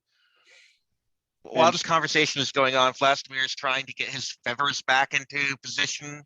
It's not going very well, I imagine. Right. But he's trying. Yeah. We did do you a service by incapacitating it. So in theory, that's sort of an informal contract. So is Naraya's goal? What's Naraya's goal in this negotiation? Or is she just expostulating? She's expostulating, but she's trying to help Laylee in a very obtuse way. Okay. So I guess I'm trying to help with the negotiation. Okay. But great. I keep like going back and forth on which side I appear to be on. Like helping through confusion. Trying to tire them out. But so you're gonna let Laylee's gonna make the negotiate roll, but you're gonna be assisting in that. Is that right? Sure. Or I have a +2 mod to my charisma, so wow. I mean, like I can take the lead on it too. It doesn't really matter. Yeah, I mean, if you're kind of going on at length and you're pulling the religion card, then that seems like that might win these people over, right? Like I'll do it as a jurist. Like I'll start talking about precedent and stuff. Yeah. Okay. Great.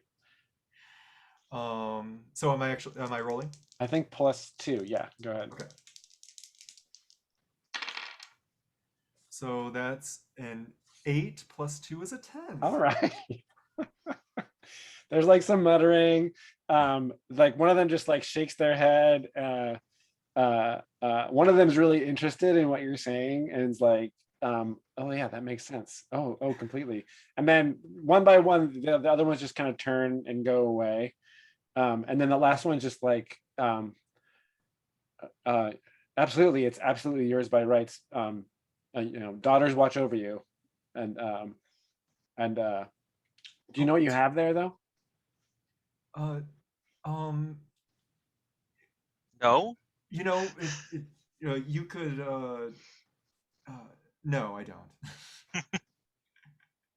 A Tharawak, you said? Well, good luck with it. Are you sure you wouldn't like to purchase it from us? I mean, like I said, it's still alive, and all you have to do is kill it, and we saw nothing.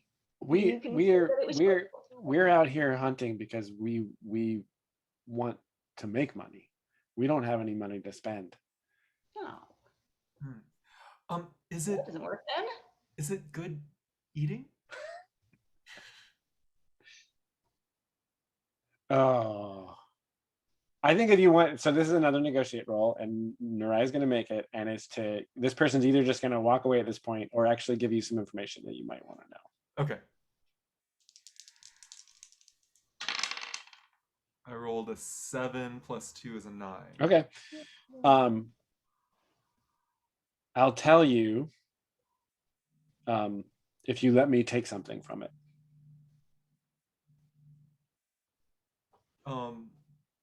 Naraya, like her friendly part takes over, and she, before like really thinking about like this, just says, "Yes, that sounds fair."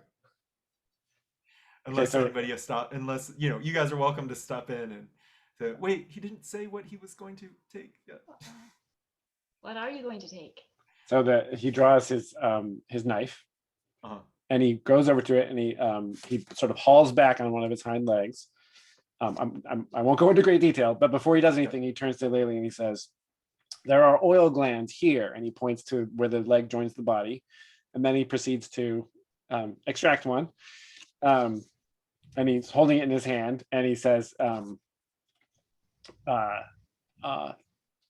"This is a highly valued ingredient in perfume and incense." And Sitara is like, "No, we'll buy that from you. We'll buy that from you." And he says, "Oh, really?" So he's holding it in his hand. And so at this point, he's acting as if you've given him the rights to this part of the animal. He says, and then he says that this isn't all. Tharwalk means hopping fortune. These oil glands are just but one part of the wealth that this animal has to offer. Really? So if you get the oil gland, you will tell us the other valuable parts? Yes, I'll tell you right now. And he goes over and he takes apart. So he proceeds to like make use of the animal. Sorry, he mercifully killed it first, right? He didn't do that without the, Well, I that's forgot. good to I hear. forgot that the thing was alive. I'm sorry. He's not torturing this animal. He like mercifully puts it out of its misery and then proceeds to take the parts. And as he does it, he describes the different things. He says like,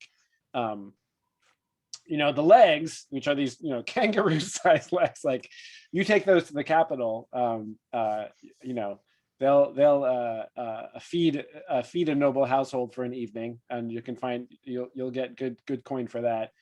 The sinew, and he like takes his bow and plucks the string, best bowstring you could hope for. Yes, you can eat it, but the meat is stringy. I think you'd be able to get 4 days of food out of this one. And then he, in the process of taking it apart, he takes apart its head, and there are some part of it which you guys aren't you don't have an anatomy background. He describes how there's this one thing inside its head that is used as an alchemical ingredient. So all those, and its hide is which, oh my god, its hide is untouched, right? Like there's no arrows in it, and you guys choked it. So its hide intact. Just as an estimate, he said you could probably get 8 silver pieces for its hide on the market. So he would like the glands, but then Sitara would like to buy the glands from him. Well, that's really up to her, I guess. Yeah. Well, it seems like a good deal. You could have all those stinky things, and we'll take the whole body. Okay, so I think that like there's since none of you is a trained hunter, he does the work of piecing it out, and dressing it so that it can be taken with you, packed up on one of the mules. seems to me that's more than fair for him to get the gland in question. Then, for from my perspective, if Satara wants to negotiate for her, that's her business.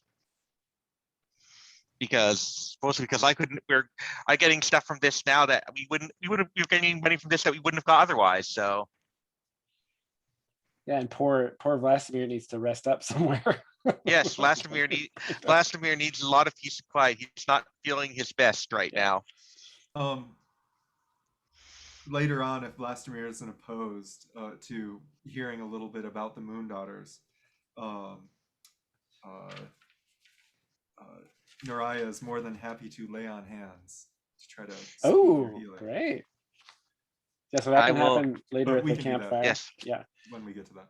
Yes. I think that to wrapping this up, so you guys got most of the material. It's loaded up on the thing, and Laylee, you noticed that Thamira, at Satara's request, pays the hunter several handfuls of silver for these foiled lands. They're clearly the most valuable part of the animal.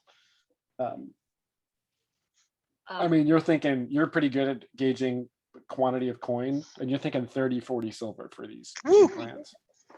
Oh, we made a mistake. Where does he put them? Does he like put them in his bag someplace? Well, he sells them to Satara, so he's selling she back. Right. Oh, yeah. fuck that shit. Thamira takes them and puts them in a pouch, then inside a like little wooden strong box that is on Satara's pony. Well, that's a shame. Yeah, so real quick, we can do the lay on hands, and then we'll take a 10-minute break. Yeah, so just a quick outline for the rest of the session. We'll do that. We'll take a 10-minute break, and then we're going to jump to the Capitol. You guys can have your day of downtime to do if there's anything fun you want to do in the Capitol, and then we'll do a quick return to Moonhadir from there. Okay. All right. So All lay right. on hands. Burn one Constitution. I call on Idala to heal Vlastimir. I burn one Constitution, which makes me from 11 down to 10. Hopefully we can sleep that off at some point. And then I will roll plus Charisma.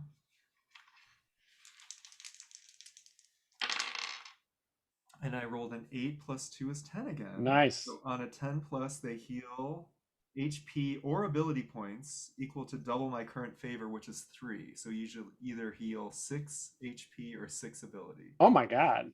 Wow. All right. Well, I'll take the HP then, because that brings me up to full. You can also spread it out if you want. Oh, I can spread it out. Yeah, Then Vladimir is fully recovered, except for his poor little, except maybe for his wing. But right, which is a fictional injury. It matters because it's, but Yeah. It's a fictional injury. Awesome, great. What is real quick? What is that? What is it? Yeah. I'm so sorry. I just read the last sentence. You may not lay hands on yourself or a creature of opposite alignment. righty-ho, I'll put them all back so then. you start getting this warm feeling, and it's like going well, and then I don't know. Something not. happens. Like what happens? What happens with Vlastimir, where it's like it seems to be working, and then you realize that this is totally the opposite. I feel like, well, you said it was kind of a nice warm feeling, so I feel like that then turns into a deep chill. Yeah. And as cold washes over him, and he sort of feels like he starts shivering.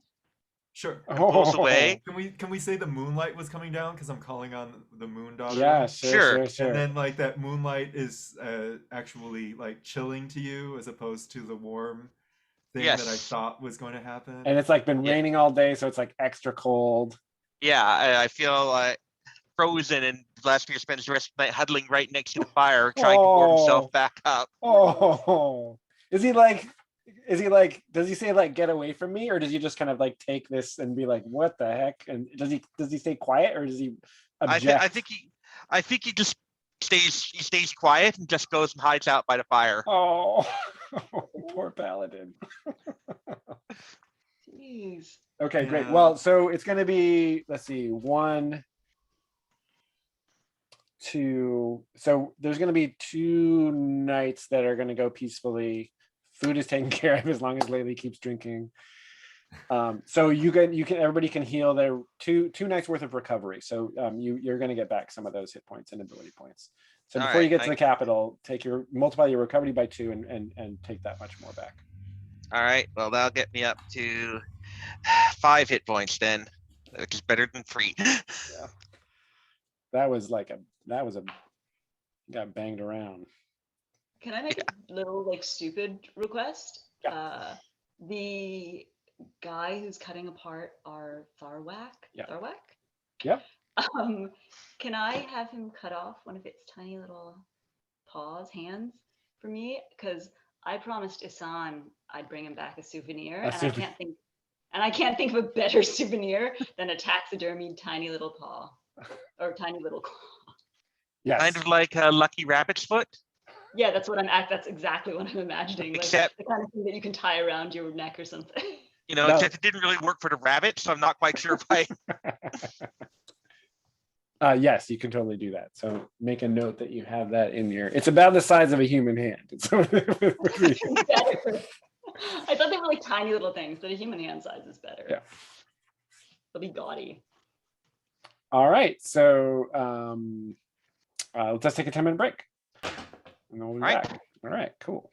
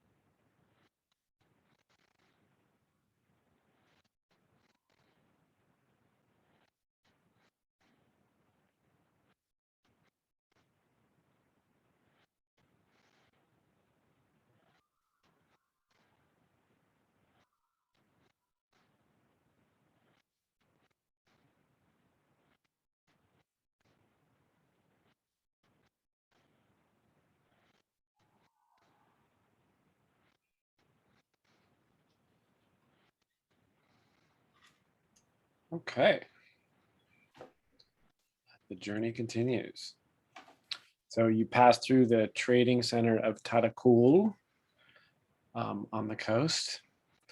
And then in another day's journey, you see the capital in the distance. How does everybody, has Vladimir been to the capital before in all of his journeys with the merchant folk? I don't think so. No, I Okay. don't think I think this is, you know, he kind of signed up for this because he'd never been there and he wanted to see it. Okay, great. And then what about Layli and Naraya?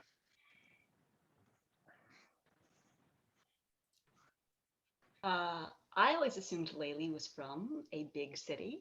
So I'm going to propose that Layli's home originally was the capital. Oh my gosh, okay. And how long has she been away? Maybe let's say like 6 to 8 months.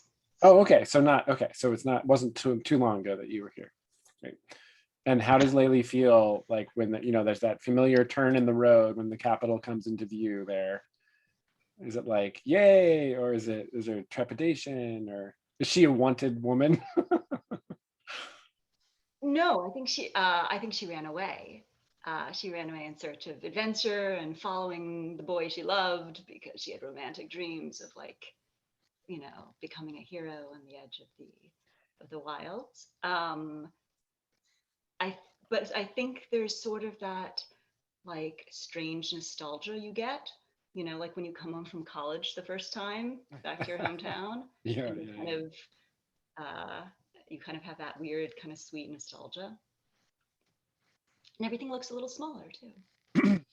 Everything looks smaller, and like things have changed. Like there's a car wash there where there wasn't one before, or whatever. In your Exactly, hometown, right? yeah. And now there's like Starbucks and pot shops everywhere.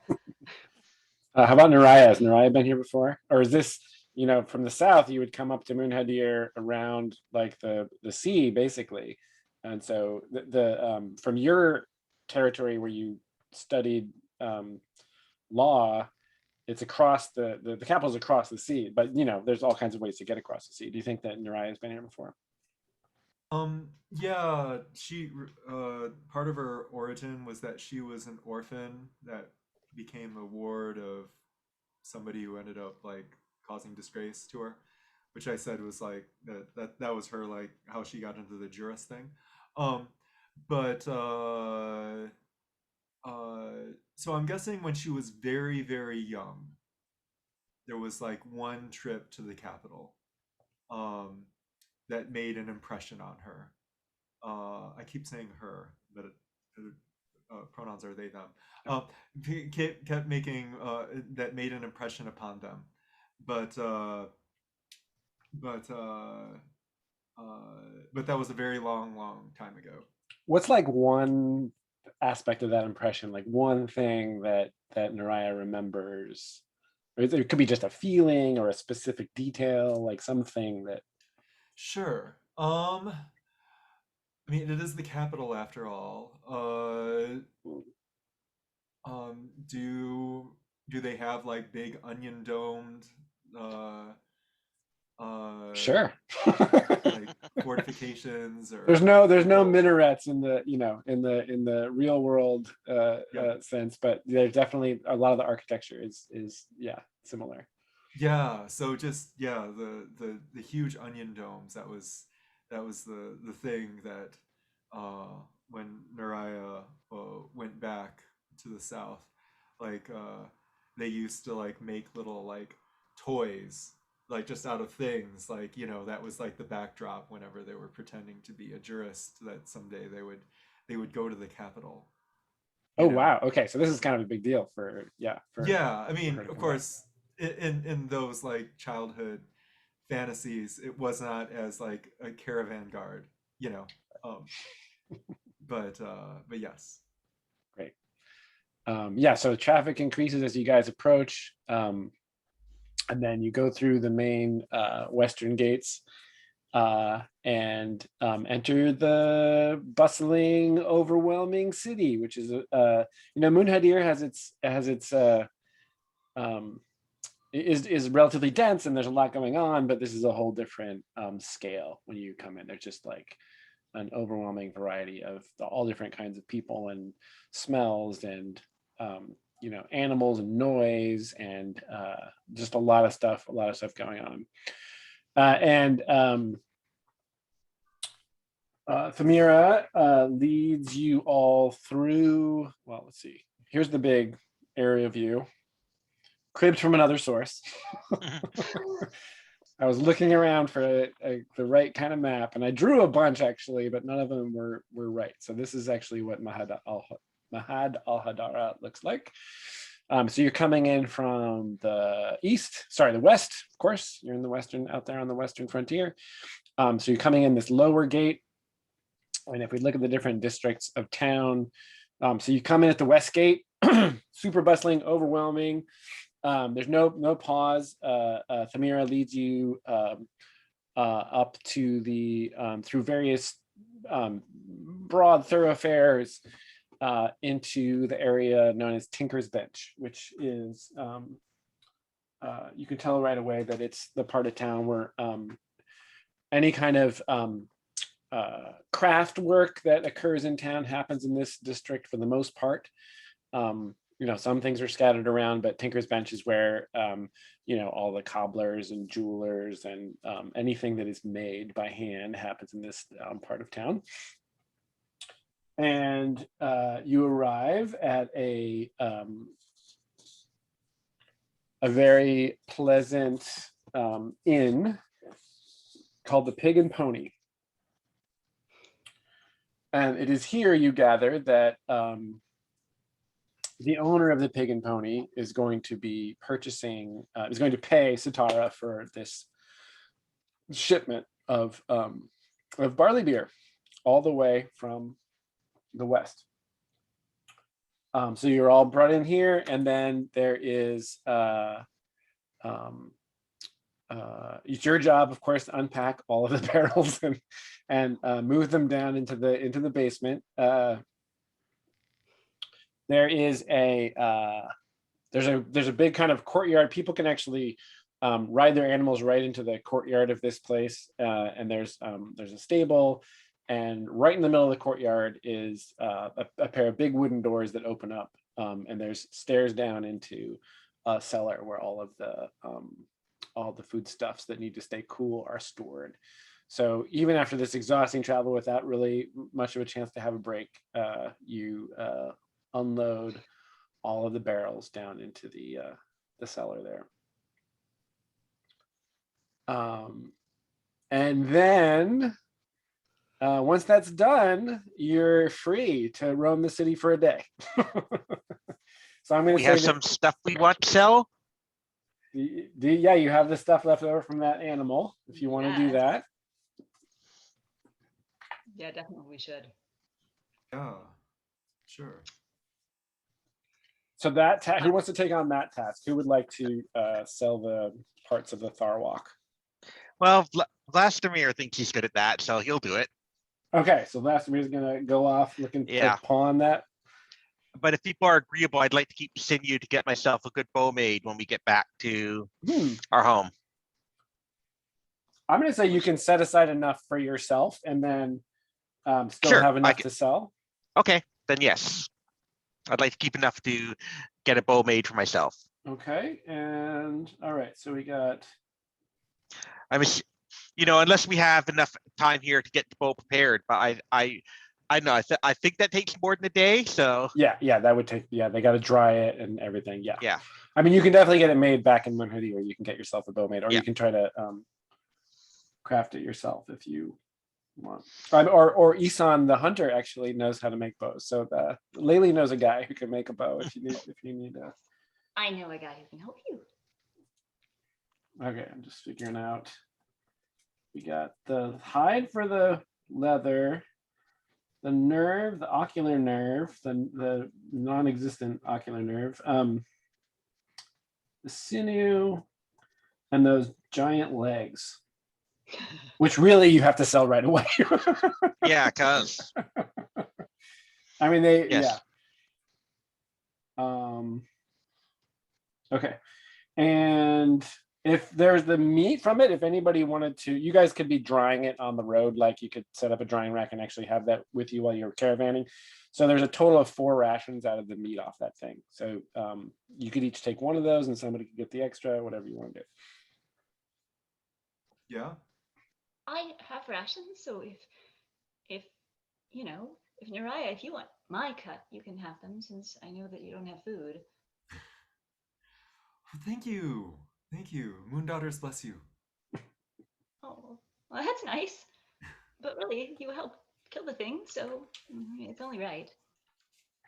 Okay, so Layli and Nariah, you guys can think about what you want to do, and we'll have Vladimir go off and try to sell this stuff. So it's a variety of different things that basically you're gonna have to ask around and go around to like different places to try to see what you can get for this.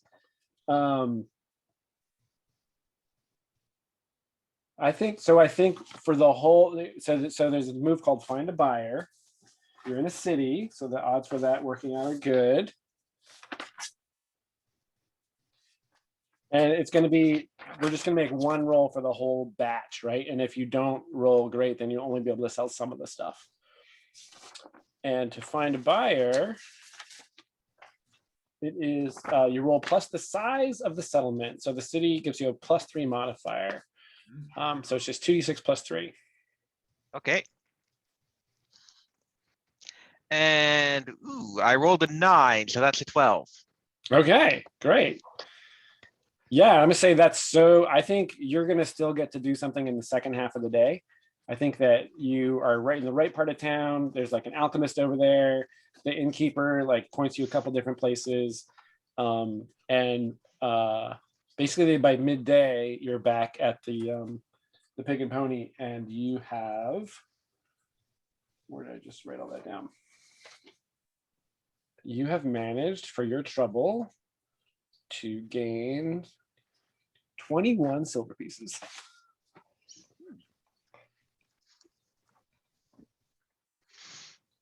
What is Nariah up to? Okay, so I'm just going by what I see here, that this is the holy seat of Rabu Alaya, yeah.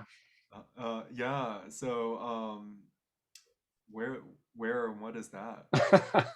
That is the alleged demigod that is supposed to rule the land of Mesa. And the demigod, who is only ever seen in public as part of some, never actually, there's like a palanquin that sometimes goes around, and the demigod is supposed to be inside there. People, when they talk about the demigod, talk about Rabu Alaya. It's a figure who wears like a gold mask. So there's no, there's all kinds of stories about this person who is rarely seen, but who is supposed to have the divine blessing of Layamut to rule over this land. And the Sky Throne is the kind of stronghold where Rabu Alaya resides. And on Storm Hill there, in the middle of the city, is the giant temple complex of Layamut and all the other gods. So Iadala has a shrine up there on Storm Hill. Which might be worth your interest. Yeah.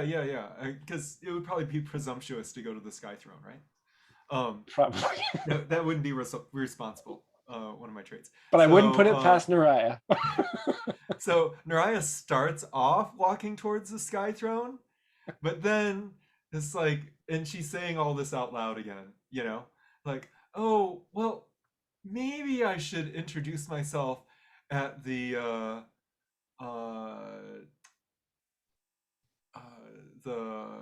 oh my gosh, I'm forgetting the name of the thing. The school for the or the Temple of Idala. Yeah. First. So yeah, she like starts going in the one direction and then turns around and starts heading towards Storm Hill to introduce herself. Okay, great. To make a contact with the whoever runs the temple up there. Yeah. I mean, again,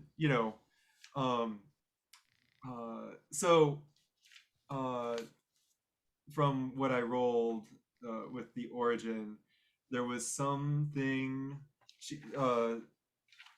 someone or something had caused Naraya to fall into disgrace, Mhm.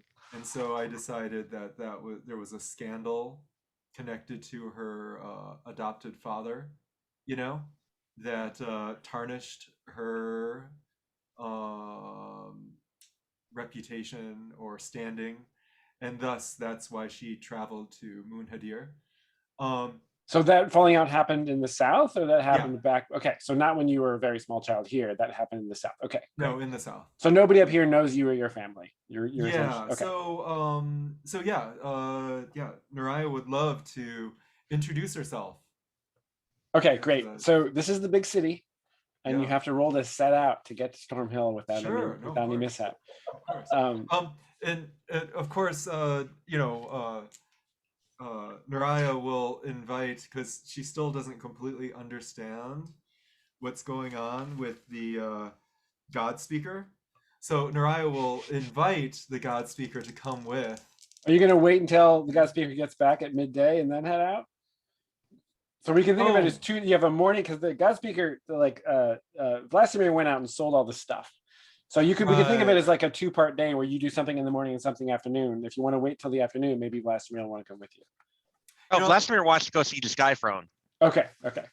so what, I'll go in the morning, and then I'll come back Okay. to Let's get hope that that's the way it Vlastimir, goes. Yeah. Yeah. Yeah. because So of it's course unsafe. Vlastimir would want to go and do his oblations or whatever with to the holy family of Liamut and the Moon Daughters and the Mother Goddess. Yeah. Right. So okay. Anyway, I'm rolling. Oh wow. Okay. So I'm lucky on some of these rolls. I rolled a 12 Oh. Okay. plus whatever. It's +2 for being unsafe, but that's excellent. Yeah. So that's like Yep. So you get there, no problem. Like it's up there on the hill. You can see it from Tinkersville. You get on the street, you can see, okay, there's the hill up there. I can see the like edge of the Temple of Liamut. I know that's where I need to go. I'm just going to walk that way and then follow the rise around until I find stairs up. And yeah, you get up there. It's a beautiful day, and this is the highest point in the city. So once you climb to the top of there's several massive kind of stairways that go up the hill, and there's a point you're like hiking, and you get up to like a little plaza area. There's like a fountain, and you turn and you're looking out across, you see all those onion domes that you remember from your childhood, and then the sea kind of stretching out to the south back towards your home country, or what might be considered your home country. And then it's not hard. Like you maybe even have studied the layout of this, right? Like from a distance, there's probably some written record of it somewhere, so you probably know exactly where the temples are. I'm thinking that when I made those little like toys and stuff like that, of the capital, I'd actually planned out the route. Oh, great! So you're like I reliving. looked at old maps. I'm like, Yeah. okay, so this thing is here and this Yeah. thing is Oh, here, great! and so I'm remembering like the way I'd laid out the toys, and Right, that like certain helps me, landmarks that you yeah. Oh my gosh, that's so great. So you've been really like trip has been in your head for a long time. Yes. Great. Well, if anything, it's like even more glorious than you could have imagined. Like, like 6-year-old Naraya couldn't have pictured the kind of scale of this architecture, and being here in the bright sun and everything. It's just like, it's totally glorious. And it's like a beautiful day. Everybody in the temple district is like going about their business. You hear singing there. There's like people performing in the street. There's people preaching. And in short order, you find the shrine, which is a humble temple. The 3 moon daughters have shrines along the northeast kind of edge of the district, and you find Iadalas. And what do you do there?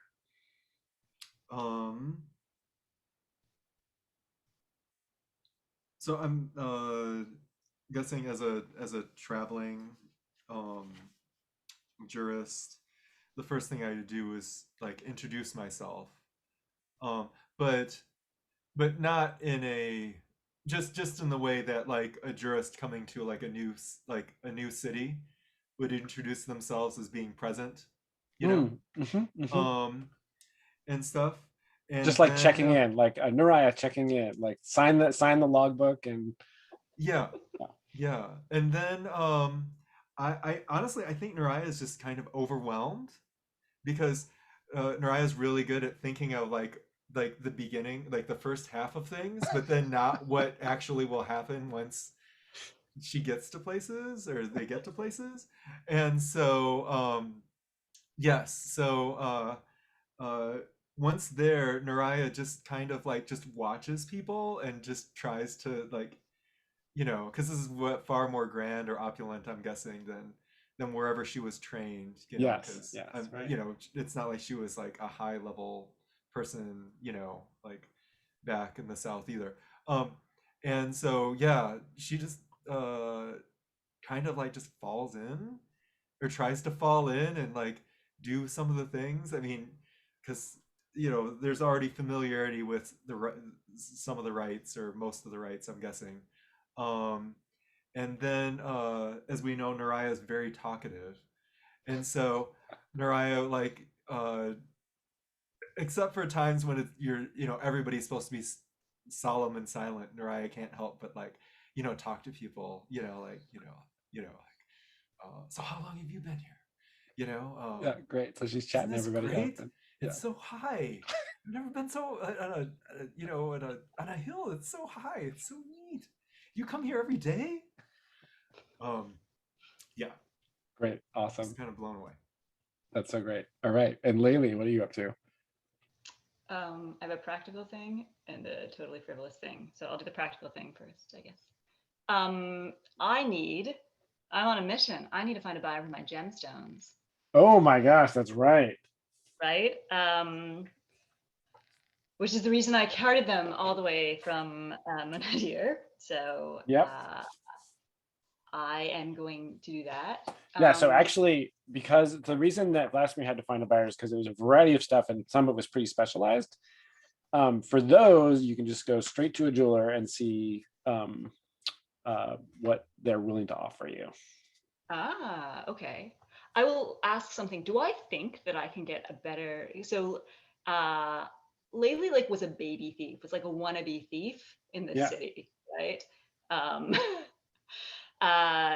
Do I think I can get a better price if I like take it to the black market versus a legit jeweler? Or is that something just Laylee just doesn't know? I think that there's not really a black market for this stuff unless it would be jewels that were stolen and somebody knew were missing, right? The black market is more for illicit stuff, or actually the Yellow Circle, the Merchants Guild, controls a lot of the big stuff. So like if the black market is like, for instance, well, I think at this point Vladimir knows that all the beer you brought is being sold illicitly. Vladimir has figured out that knows that the beer monopoly is held by an official member of the Yellow Circle, and that Sitara is not actually legally allowed to be selling barley beer. That's all right. Vladimir can respect that. I think Vladimir puts two and two together when you guys get to the inn. And instead of, there's no Yellow Circle representative, it's just like the innkeeper, direct interaction, beer's put in the cellar, and nobody looks twice. It's only like if an inspector was around, or somebody might call them out on that. But you figure that out. Yeah. Well, yeah, Vladimir can absolutely respect that. So yeah. So to answer your question, if you wanted the best price, you'd have to find individual buyers for the gems, right? Like people who are willing to pay you like retail. If you go to a jeweler, the advantage is you're unloading all the gems at once, and they'll give you a better rate than you can get in Munhadir. That's for sure. Okay, I think that the latter sounds fine. Okay. So I will try to sell my gems. Okay, and I think I wrote all those prices down, right? Oh, I've got that in the. Yeah, I got it. You took which ones? You took the more expensive ones. You took the jade, the onyx, and the aquamarine. That's it. It was like 70 coin worth. 75 total. Okay. So this person will pay you, let's see. Yeah, so old guy, conical turban, gaunt and like kind of oiled curls plastered to his forehead. The whole place smells of perfume when you go in there. It's very super bustly outside, really kind of quiet and hushed inside. He's not dealing with any customers right now. You know, he comes over and you take out the bag, and you can imagine the like that sound of the as they kind of tumble out onto the nice piece of cloth that he has laid out there. And he inspects them all closely and makes some noises and offers you 50 kate. Are you kidding? Do you know the provenance of these gems? These gems were pulled from an ancient temple where they sat for hundreds of years in the belly of a demon crane who held as a prisoner a Peri. And during the time that they sat in there, well, rumor has it that they were imbued by magical powers just by mere proximity to the Peri that was kept nearby. I know this because my friends and I killed it last week. The demon crane, not the Peri. His eyebrows kind of go up as you say that last bit. I see 2 pieces of uncut jade, a flawed aquamarine, and yes, this is a perfect piece of onyx. Your story is a good story. However, your story is not engraved upon these stones. They came from the earth originally, regardless of how long they sat in the belly of some demonic creature. I will pay you 50 kate. They're worth at least 70. So you want to negotiate with them? Yes. I mean, didn't I think I could get 70 back in Moonhadir? 75 is the full price. In Moonhadir, you were going to get. High. They're worth at least 90. That's too high. You got to always lend yourself room for negotiation. And I'm trying to negotiate. And I'm going to roll this on charisma because essentially, like, I'm spinning tails and stuff. Okay, great. 7 plus 1 is 8. Okay. Yeah, he'll go up to, I think his final thing will be, he's going to go up to 60. And I'm pretty sure I can get more than that in town. Was that the notion? If you sold them individually to individual people who wanted those gems, like customers, right? Like then you could, but that would just take more time. Yeah. And that would be a find a buyer roll, and that would be your afternoon. You could possibly do it, but. Oh, I feel like I'm fucking my friends back home. Well, you're getting more than you would have gotten back there. It's true. No, it's true. Yeah, I'll take the 60. All right. Yeah, because I want to do some things. If I want to do some things in the city, and I don't want to just sell things all the time. So great. So the gems are gone, and your pouch is full of silver. All right. Lasimir, you have returned from your successful venture. All right. So do we meet up, or is everybody still going away on around their various businesses? Was Naraya going to come all the way back to the inn? Naraya is very responsible, and so if we had said we're going to meet for lunch, then Naraya will definitely be there for lunch. Okay, so everybody's back at the inn, it sounds like. The jeweler was just in this neighborhood, so it wasn't very far away. Easy. Yeah. Okay, so yeah, I tell them I got 21 silver for it, and I guess we split it between us. Oh, well, that's great. So 7 silver each? Yeah.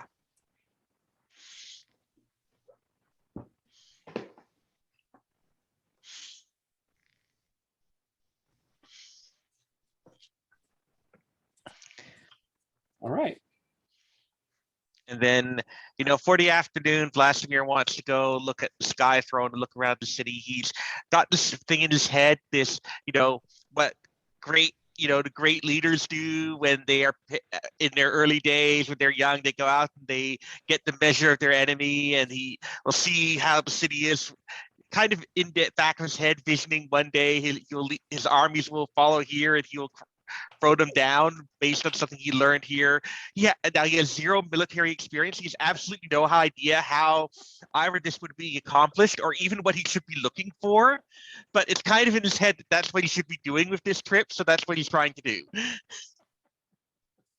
I think the surveying the people and yeah, right. Oh, I think he probably takes great interest in I think he encounters a regiment of the Mason Guard actually, like, Oh, yes. So he'll observe them closely for whatever it is right, he's supposed to observe right. them for. Yes. Whatever it is. Ah, yes, the way that I think I actually have a picture. There we go. That's what the Yeah. Mason, the standard uniform of the National Guard.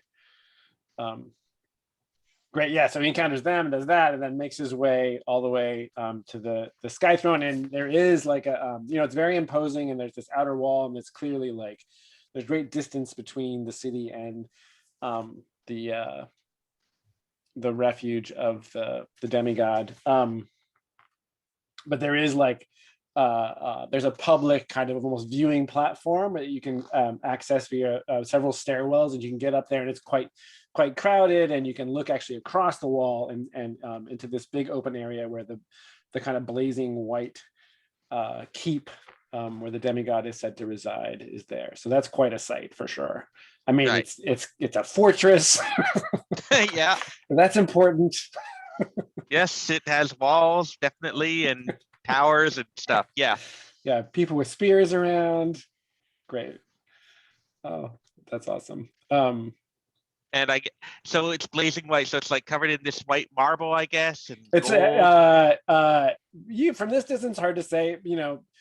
It's probably painted with lime, just to like have a very bright appearance. This isn't even up on Storm Hill where all the big temples are. There are things like marble and stuff like that, but it's not like Rome where there was tons of stuff built out of marble. It's a lot Okay, yeah. of painted sandstone and stuff like that. Yeah, no, I was thinking in Abu Dhabi, I was there some years ago, and there's a gigantic mosque there that is all white marble and gold. Oh, Yeah, gold painted, gold painted stuff on it. And during the summer months, they have to put down mats and such to protect the feet of people because the marble gets so hot in the sun. oh wow, Yeah, whoa, that's wild. but so it's not quite like that. It's Right, more. there's definitely some marble stuff and like some nice nice stonework here and there, but it's not on the scale of some place like Yeah. Abu Dhabi. Yeah. Great. So yeah, Vladimir does some sightseeing. Excellent. Nariah, how do you spend the afternoon? So I think Naraya is once again torn between the desire to make it do right by the puppeteers and but she also or they also want to do they feel like they somehow hit it off wrong with Laylee. So uh before going off, I think Narai will ask Laylee, so what are you doing in the afternoon? Oh, I was going to go see a show. Do you want to come with me? Oh, I was gonna ask girl whose name I don't remember because Beck is an idiot, but Laylee would remember. My new drinking buddy friend. Satara. What's her name? Satara. Satara. I gotta write this stuff down. Sorry. I was gonna ask Satara to go with me, but you could come too. yeah, I think I'd like that. Go where? Says Satara. Oh, I know where you can see a really good show in town. Do you want to come?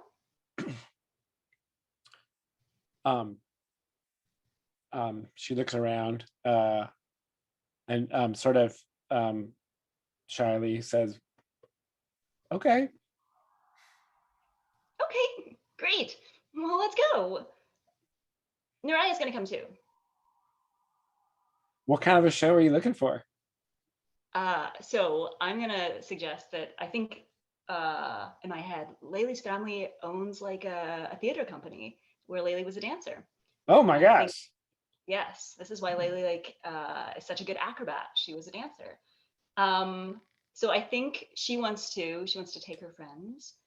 She wants to take her friends to climb the rooftops, and I'm imagining like an open air amphitheater to like watch a performance. No way, that's so on, like great. the rooftops, because she doesn't want to like pay money or see people she knows, but she wants to like reminisce, and she will take her friends with her. So no contact with mom and dad or family, nothing like that. Total distance, just but you know She where the doesn't. action is, you know how to see it without being seen, Yeah. and you lead them up whatever. There's like, yeah, you know, and you know the routes in this neighborhood, right? Like the rooftop stuff, because that's where you grew up. Wow, great. And we will watch we will watch a show like as the sun sets, sitting on rooftops. Oh my God, that sounds so dreamy. That's so great. Is there any indication to Sitara and Naraya? Is there any clue or hint they might pick up that you're somehow connected to this? Or is it played as like, I used to this, you know, I'm from the city, I know this great place. Is there any hint that your family is connected to the theater company? Yeah, actually, I mean, I think actually, as a matter of fact, uh I think Laylee knows knows the show that's being done. And like at one point actually makes like a small comment about like how clumsy some of the dancers are these days, and like you know how this move used to be done like this, and Okay, like okay. when I was doing it, you know, just kind of accidentally just like let something slip, you know, as she's caught up in it. And Sitara is passing around a gourd of it's not barley beer because she's pretty sick of that, but she's passing around a gourd of wine to share amongst you as you're sitting up there on the roof. I think that's even more reason like Lady would let like something stupid like that slip. Okay. And do you guys want to keep company for this little escapade? Yes, I would like to suggest that. Okay. Keeping company. Cool. Why doesn't Laylee roll that? 2d6. Oh, god damn it, I keep dropping dice. Oh, I'm just Sorry, Oh, I'm just oh. rolling on like a box Yeah. with no sense. There's a lot for me writing on this roll because I want Naraya to have a friend so bad. Well, you. Oh, that's just it. Well, you can rest assured because I rolled a 9. Phew. Not I quite have a a- success, but like almost there. I have a bond with her, so that's something. Oh, that's right. Yes, that's good. Yeah, That's great. we got a bond. That's good. Okay, great. Sorry, with them, yeah, not her. Excellent. So Laylee, would you like a bond with Naraya, meaning you write Naraya's name on your sheet, or would you like to give Naraya a bond with you? Oh, interesting. Right? It's like you can think of it like Yeah. which one of you feels more this moment like more touched and connected to the other person and willing to like really throw everything into helping them. I'm going to suggest that Naraya takes the bond with me. Yeah. Let me also ask, can I get a bond with Sitara too as part of this? Like Sitara has. This is I think, can I keep company with 2 people at once, essentially? yes. Yeah. No, if it makes sense, absolutely, sure. And would you want her to have a bond with you? Yes. Okay. I have no idea why this is going to be useful for me in the future, but Yeah, Laylee who just knows? likes friends. But I mean, I think perhaps the more tangible thing is that you've established actually a kind of a relationship. She was like, a wall. And to be perfectly honest, like I did not expect anybody to put the effort into trying to make friends with her. So like, but you've actually gotten through that. And now she's like a contact, you know what I mean? Like you now have this contact who's like a merchant and a kid. And so We have who so knows? much in common. Yeah. Great. Making a note of it. All right, great. And I think this as the sun sets over, and in fact, yeah, so the sun is setting off in that direction. It's like there's the gleam off of the maybe Vlastimir's still out there too, and the sun sets and the sun gleams off of the white of the sky throne. And the wind carries it's like chanting down from Storm Hill. And that'll be our closing scene. Can And we then say there's it closes with the moonrise of the oh of the 2 moons. yes. In fact, I think Yadala is a new moon right now, so Yadala is not visible according to the campaign calendar. But Oh, The other no. one is full. I'll point out to everyone where Idala is, because even when you can't see, Maybe Idala's she's, like, maybe she's like, there's a slight difference in the, like it's dark, but like, you know what I mean? Like maybe yeah, she's actually missing visible, just stars. not lit. Yeah, Yeah. great, perfect. Like, Um, shh, just watch the show. and then there's a quick trip home, and everybody, it's like a 4-day trip home. And that means that you heal your recovery times 4. So, that probably puts most of you back on top.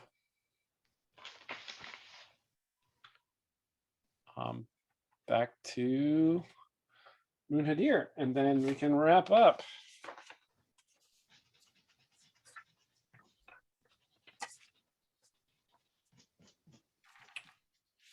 And we have a thief.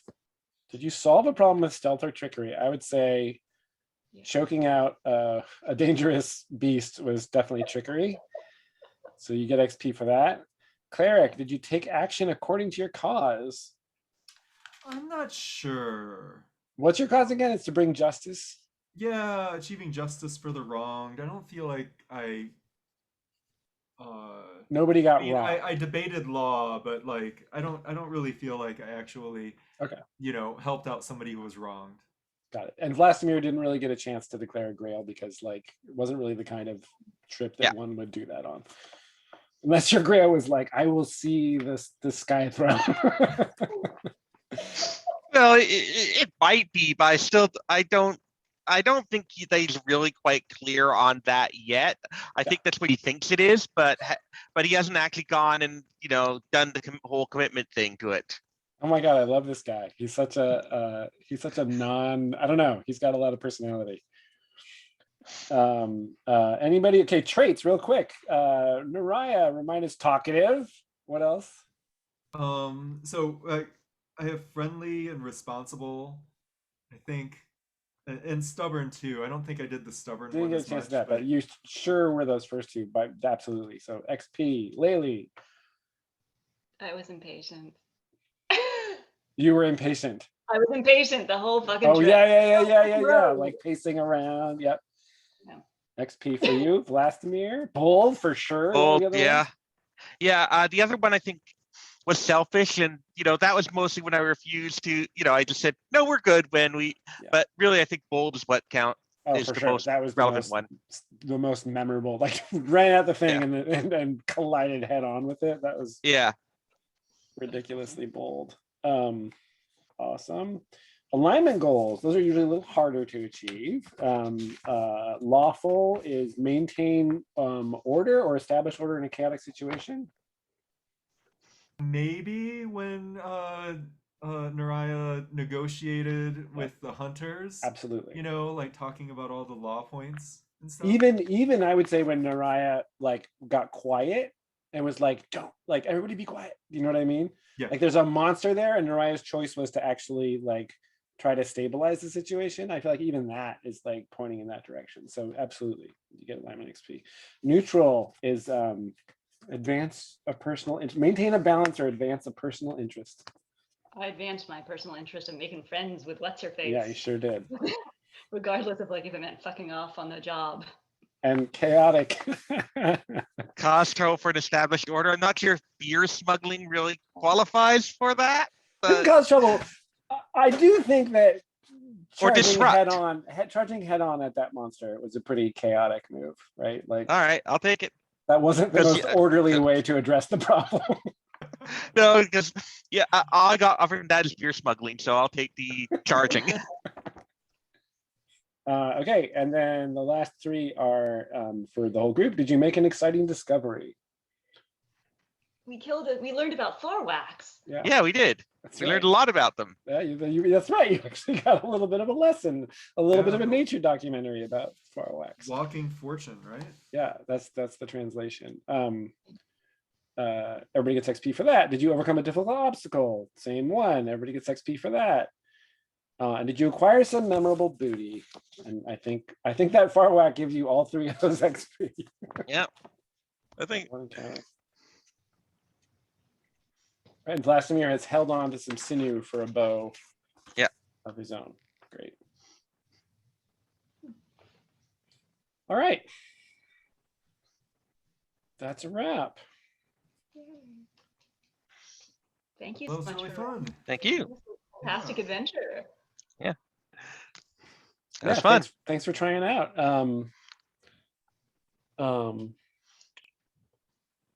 Yeah, it's interesting to try to like figure out what you can do in 3 hours.